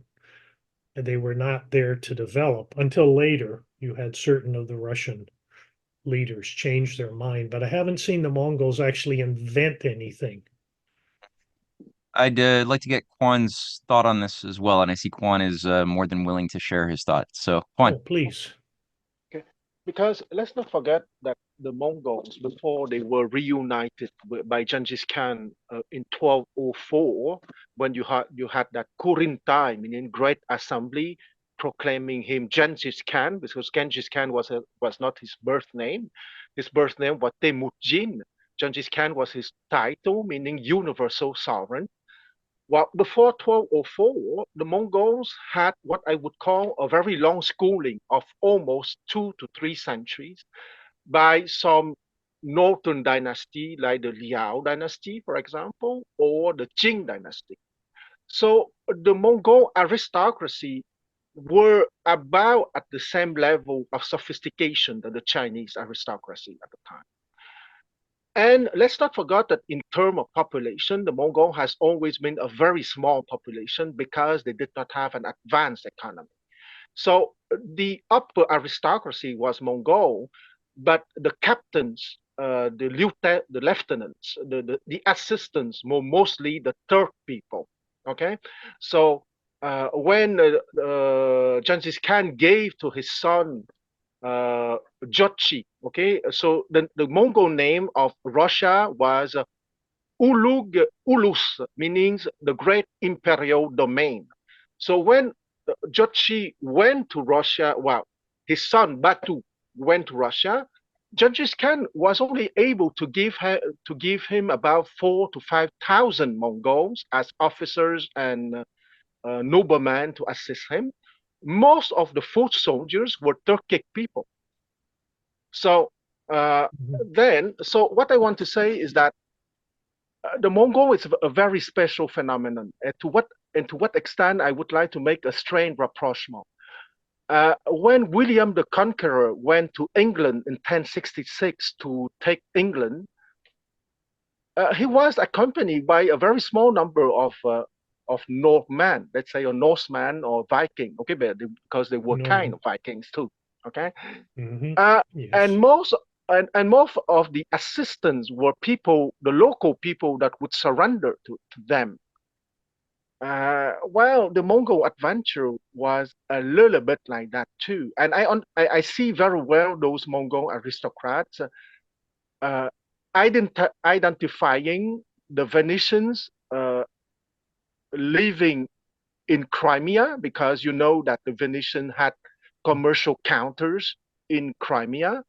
But even before reaching Crimea, they conquer what we call right now nowadays Uzbekistan, and Uzbekistan was what was called Sogdiana, right?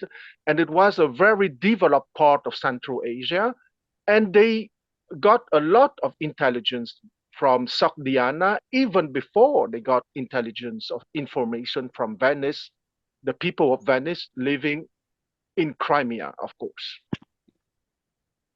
Good. Thank you, Kwan. Jerry, you want to add something to that? Oh, Kwan, you got me thinking now, because if I heard right, you said it was 1204 when Genghis Khan got these tribes together to build. Well, 1204 is also the year of the sack of Constantinople and, in effect, the end of the Byzantine Empire. Now, getting back to Monty's question, why did the end of the Byzantine Empire start at the same year as the beginning of the Mongolian Empire? I don't believe in coincidences. I don't know much more, but you've really got me curious there, Kwan. That's an interesting year, 1204. It was on purpose that I named 1204. Thank you. Yes. Yeah. Fascinating. Not a great year. Great year for oligarchs. Great year for Yeah. oligarchs. Probably Yeah. a little holiday. Yeah. All right, Stephen. Thanks, man. Jerry, thanks for a fantastic Oh, lecture. I learned so much. And of oh, course, with Stephen. the tinfoil hat way of thinking, I want to see if I can ask a question that kind of integrates what you've come across, some of Matt's comments, maybe even little into Moscow and some of that thing. When you mentioned, I think it was Yaroslav and having the ancient texts translated into the Russian language, which had been developed, the written language. That made me think of the legend of the Golden Library, or the Lost Library of, is it Ivan the Third? So there's this alleged, and there's some historical references to it, this great translation of ancient texts that have been into the Russian language that were apparently hidden underneath Moscow or underneath the Kremlin and are lost. So when I think of some of the broader theses of rising tides, some of the history, the long-term trends of the occult schools and how they seem to underpin everything, the corruption of history, the corruption of knowledge, I wonder if one layer in terms of what's going on with Russian history is trying to get access to that or control of it. And I'm not saying that's the case. I'm just wondering if it could be true. So when Matt mentioned, the thought that there's a historical connection between the Nazis and the Knights Templar, sorry, the Teutonic Knights.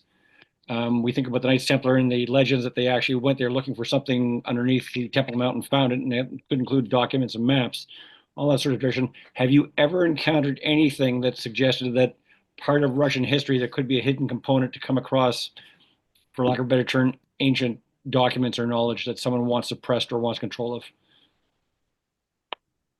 Well, I don't know about suppressed or secret knowledge. I don't know too much about that. But in terms of the translation project done from Greek into Slavic that was done in Kiev, St. Sophia. Well, from Greek, meaning from the Byzantine Empire, knowledge they had collected. And where did they get it from? I've really started looking at the Abbasid Caliphate. I mean, what Charlemagne did was amazing, the alliance he had, but also the Abbasids had set up these schools, like the House of Wisdom, in which they went around the world collecting all of this knowledge. And I'm sure a lot of that is what made its way to Byzantium and eventually to the Kievan Rus. And I think not enough investigation has been done into the House of Wisdom of the Islamic Caliphates, and I've always suspected that's where Piri Reis's map came from. I can't prove it, but that's where I suspect it come from, the House of Wisdom from Baghdad. And so I'm sure there is a certain connection to that, to Russia. I don't know what they have, but I don't know if they're going to let us look. It's like the Vatican won't let us look either. So there could be a lot of good stuff there. That'd be interesting.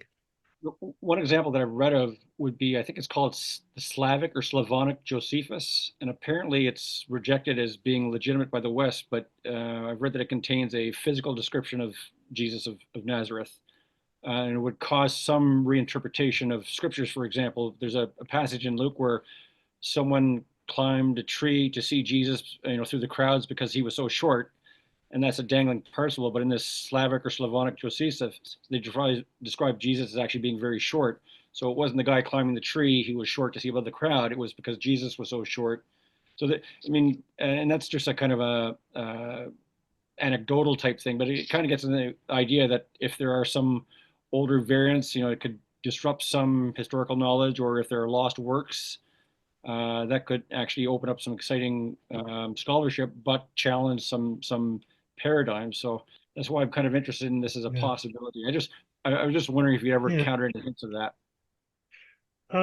There might be something there. The only thing I've done in looking at these chronicles, because before Cyril and Methodius, there was no they had no alphabet, no script to write down their language. So before then, it was all oral knowledge passed on. So, because even the history of Russia itself, they start at the year 862, but they don't write about this like for 200 years after. So it's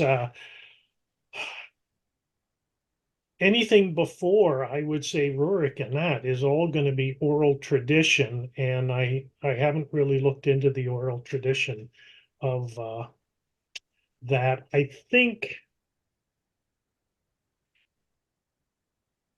J.R.R. Tolkien did some of these old Viking myths and that, the oral traditions. He looked at it to try to separate them from the wacko Nazi ones that came out later, but there might be something there.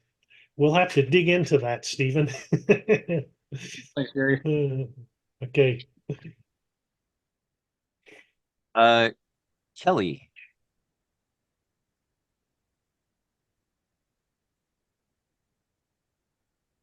Kelly, you just got to take Hello? yourself up here. Yeah, hey there. Hi, Jerry. Hey, Thanks Kelly. for the presentation. Thanks. I noticed when you're talking about Novgorod, you kept saying a few times it was like a republic, and Mhm. I think that's pretty cool. I'd like to know like more about like how Novgorod became that way. Like what was the political situation at those times when the people of that city decided um, to like vote for their ruler or their king. I think that's how they did it. Mhm. And I just want to mention also that city was or the town was at the end of the trade route. I believe it had something to do with, I could be wrong with my timelines here, with the Hanseatic League, Hmm. which was a trade route like between, I don't know, like I think it went as far as Holland, like across the North Sea and all that. Hmm. And I don't know, I think that could be an interesting part of the story as well. Yes. Yeah, I don't know how far back the Novgorod tradition goes. I know with the collapse of, Kiev, it became officially, they called it the Novgorod Republic right up until uh, when they voted the Prince of Moscow. But the tradition goes back way farther. I mean, Novgorod invited Rurik to come. So even then, in 1850s, there was this tradition of independence among that city that and you look through they have history of the Novgorod Republic, and sometimes these princes lasted a year, sometimes 2 years. They voted up a new guy. They were constant. It's not one guy was there till he died. No, they Yeah, didn't. if he did something wrong, they they were definitely responsible for their actions. So if they did something wrong, they were either voted out or they dragged them out of the street. I'm not quite sure, but Yeah, yeah. the But people had a lot to say on who the rulers were. yep, yeah, they did. It's a tradition. As I say, I don't know how far back it goes because the chronicles that were written, the Russian chronicles start when Rurik came, 862. So, but I'm sure that tradition had to have gone back before then. I don't know. Maybe I'll try to dig something up. I'll let you know, Kelly. Yeah, But that's all I know is it was already established because they asked Rurik to come. They were I, just I I guess what I'm kind of referring to, like anytime a city like that can operate in such a way, I'm kind of interested in like what kind of conditions can allow a people to even get to that point, to make. yes, and you're seeing it today in Russia, even the area that they're fighting over. In fact, I had one fella educated me on Crimea, because the story is, Stalin gave Crimea to Ukraine or something. Khrushchev did. And he said, no, no, no, no, no. Crimea was an autonomous republic. They voted to join Ukraine. That's how they became. Khrushchev never gave us. He says, no, we voted to join because we thought it would be better economically, culturally, strategically. And he says, and now we voted to join Russia. We don't want it anymore. So I think you're going to find this all over Russia. You have, they're called republics. Yeah. Donetsk is called a republic. Luhansk is called a republic. Some of these others are called oblasts. That's like a province, you could say. Some are called krays, they're territories. But some are called republics, and they vote to join. So yeah, there's this tradition all over Russia. It's very interesting. Yeah, that's so important because I mean, and I like that map you showed as well, showcasing the 80 or so regions and how each one has very special, unique cultures, and people in the West who are not very familiar or appreciative of some of the deeper dynamics that have resulted in the current configuration of the so-called borders and the things we call nations don't understand that how could you have Crimea making these decisions? Like, what is it within the cultural matrix within these areas that can result in these very speedy decisions made strategically, or in the Donetsk or Mariupol or these other regions, and they thus assume, oh, it must be all the hidden hand of the Kremlin manipulating everything on a game board like they're watching a video game, and it's like, no, these are actually like there's cultural movements that are transgenerational that are very important to wrap the mind around. And I think you did a great job at just getting us to appreciate how that happens. And of course, the question you're raising, Kelly, is a very good one. What happened in the centuries leading up to the invitation of Rurik? And I like what you did, Jerry, by the whole Charlemagne relationship as well with Rurik's father. That's a mind-blowing dynamic. Very important. That's key. I think that's very key. The Charlemagne connection to Rurik. But even Russia there's almost 200 different ethnic groups in Russia. Like there's one official national language, Russia, but then you have other regional languages. I don't know, some say 35, some say maybe 100. It's quite a mixed bag, as we say. It is a federation. People consent to be part of the Russian Federation. And there's certain languages that are becoming like extinct that they're trying to save as well.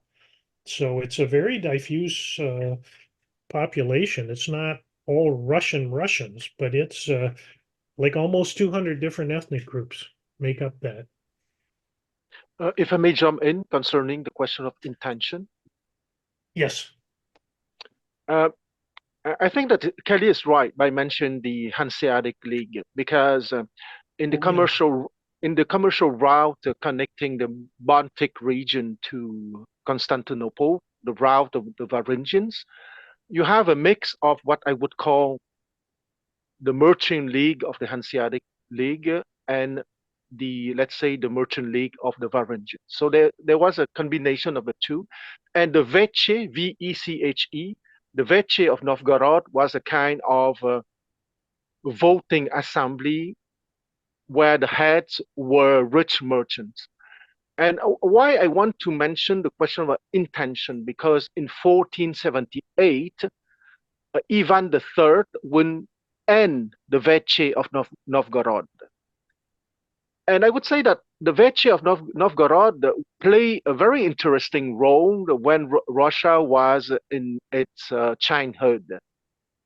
So I would suggest that sometimes a certain form might appeal to us, but if not directed by right intention, by good leaders, it can bring to chaos too. So I would say that 1478, when Tsar Ivan III suppress the Veche of Novgorod is not necessarily a tragedy for me, but maybe I have some autocratic proclivities.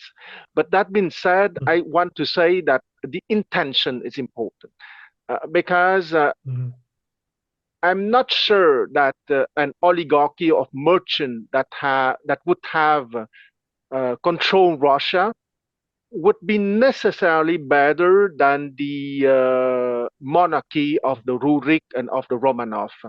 So I'm sorry to bother all of you with my obsession of the aristocratic oligarchy. Either that aristocratic oligarchy used a blanket of republican garb or a blanket of monarchical garb. I stop here my rant. Yeah. But you reminded me of one other thing, Juan, and Kelly too, when you were talking about the Hanseatic League. And I remember reading it with Catherine the Great. So Catherine set up the League of Armed Neutrality, which was to assist the Americans in the American Revolution. And the same time she's setting up the League of Armed Neutrality, she's also defeating the Ottoman Empire, stopping slavery in Russia, and having that area around the Azov Sea become part of Russia. So there was an intention to her, all these dealings, but that League of Armed Neutrality was at that same time. That's what I find interesting with the Hanseatic League. I just wanted to add that. Yeah. Yeah. All right, let's give the last thought question to Johnny over at America Rising Media, who's on today. So Johnny. Okay. Hey, what's up? Hey, thank you, Matt. Hey, Gerald, that was fascinating. I'm definitely going to be reaching out to you. I've got an audience that's absolutely fascinated with history, occult knowledge, secret societies, all that stuff. So I wanted to thank you for what you said about the Merovingians, because somebody finally needed to say that. That's just a ridiculous monarch type psyop. Yes. And I also wanted to say thank you to Quan too. Quan, that was absolutely fascinating. You took me to school on some of that stuff, and I like learning new stuff. So I just wanted to thank both of you guys. I did have one quick question for Quan and Gerald, if you wanted to chime in on this as well. Did you find, we talk about the intelligence connections between like ancient societies or, cult societies, whatever within them, that may influence how militaries and countries are taken over and empires are overthrown and so forth. Quan, do you find possibly we talk about the Mongolians, and I'm very new to what how their intelligence apparatus would have worked historically, but like the Knights Templars swapped initiations with the Hashishim, and I know the Mongolians had obviously some trade routes that worked with the Muslims. Was there any intelligence apparatus or possibly occult connections that could have came through there in your research? Well, in the case of the Mongol, it was very simple. They conquered the whole old world, so they didn't have Right. they didn't need to have intelligence networks. They have people in the Arabic-speaking world who were working for them. You know perfectly that maybe you know that the great oligarch of the time was a certain Ahmed, who was the financial advisor of Kublai Khan. So. And I would say that the Mongols had a very aristocratic vision of their role, in the sense that being the sovereigns, they don't care about the financial regulation. They don't care about what I would call, with a little bit of pretension, the small things for lowly people. Okay, they were warriors. So maybe the tragedy of the Mongol rule is that when they don't have good assistance, you wouldn't have a financial oligarchy that would run amok. In the case of Russia, they had a good financial assistant, because in 1326, when the Mongol emperor decided to give to Ivan the First Kalita, the son of Danien, the grandson of Alexander Nevsky, the right to collect taxes from the other Russian principalities, they made the right choice, because that prince would use his privilege to build an awesome state for his people. But most of the people that the Mongol granted those financial privileges would use them to abuse the people and not to build a great state. That's why I have a weakness for Russia. Gotcha. Thank you. Wow. Did you want to chime in on that one, Jerry? No, I think I'll leave Quan with that. He knows more. Don't be too modest, Jerry. If there's anything Jerry knows, it's modesty. He's overly modest. But no, Jerry, again, this was really a magnum opus, a stroke of brilliance. I really appreciate this presentation. And glad you liked it. Yeah, we'll have a lot of resources in the description box for people who want to do more homework, more research on their own, following up on this, including I'll try to get George Vernadsky's writings also linked. If I forget, people can just Google George Vernadsky and find his books on archive.org while that's still up. Otherwise, buy them if you can afford them online to get some hard copies. That's always a good idea. The only reason why I knew of George Vernadsky was frankly because I knew that he translated his father's work, Vladimir, when there was an effort to try to block Vladimir Vernadsky's ideas on biogeochemistry from making an entry into the Western scientific psyche, and it was George who was battling it out to create a space for his father's ideas to live.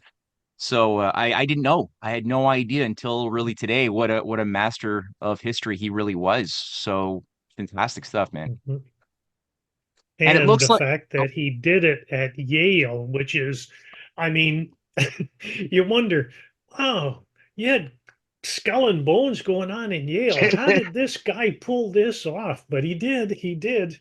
So there was something, there's a dichotomy at Yale too. There must have been a good part of Yale beside the crazies in Skull and Bones.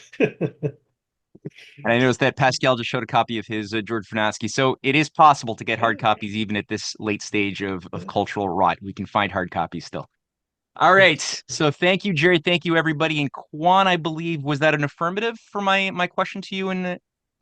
Yeah, I think that I wrote okay in the chat, right? Oh, that was an okay. I wasn't sure if it was general okay, like I hear what you're saying, or okay, like I'm on. Okay, so Quan has given an okay to my request to follow up on Jerry's class with something that will feature another class on universal history, some lessons about the Tang Dynasty, the revival of the Silk Road, and some of the international dynamics before, during, and after that period. So I'm looking forward to that. So we weren't going to do anything next Sunday, but we will now, as of this moment, next Sunday, December 29th, 2 p.m. Eastern Time. Thank you, Jerry. Thank you, everybody. Till next week. Bye. Ciao.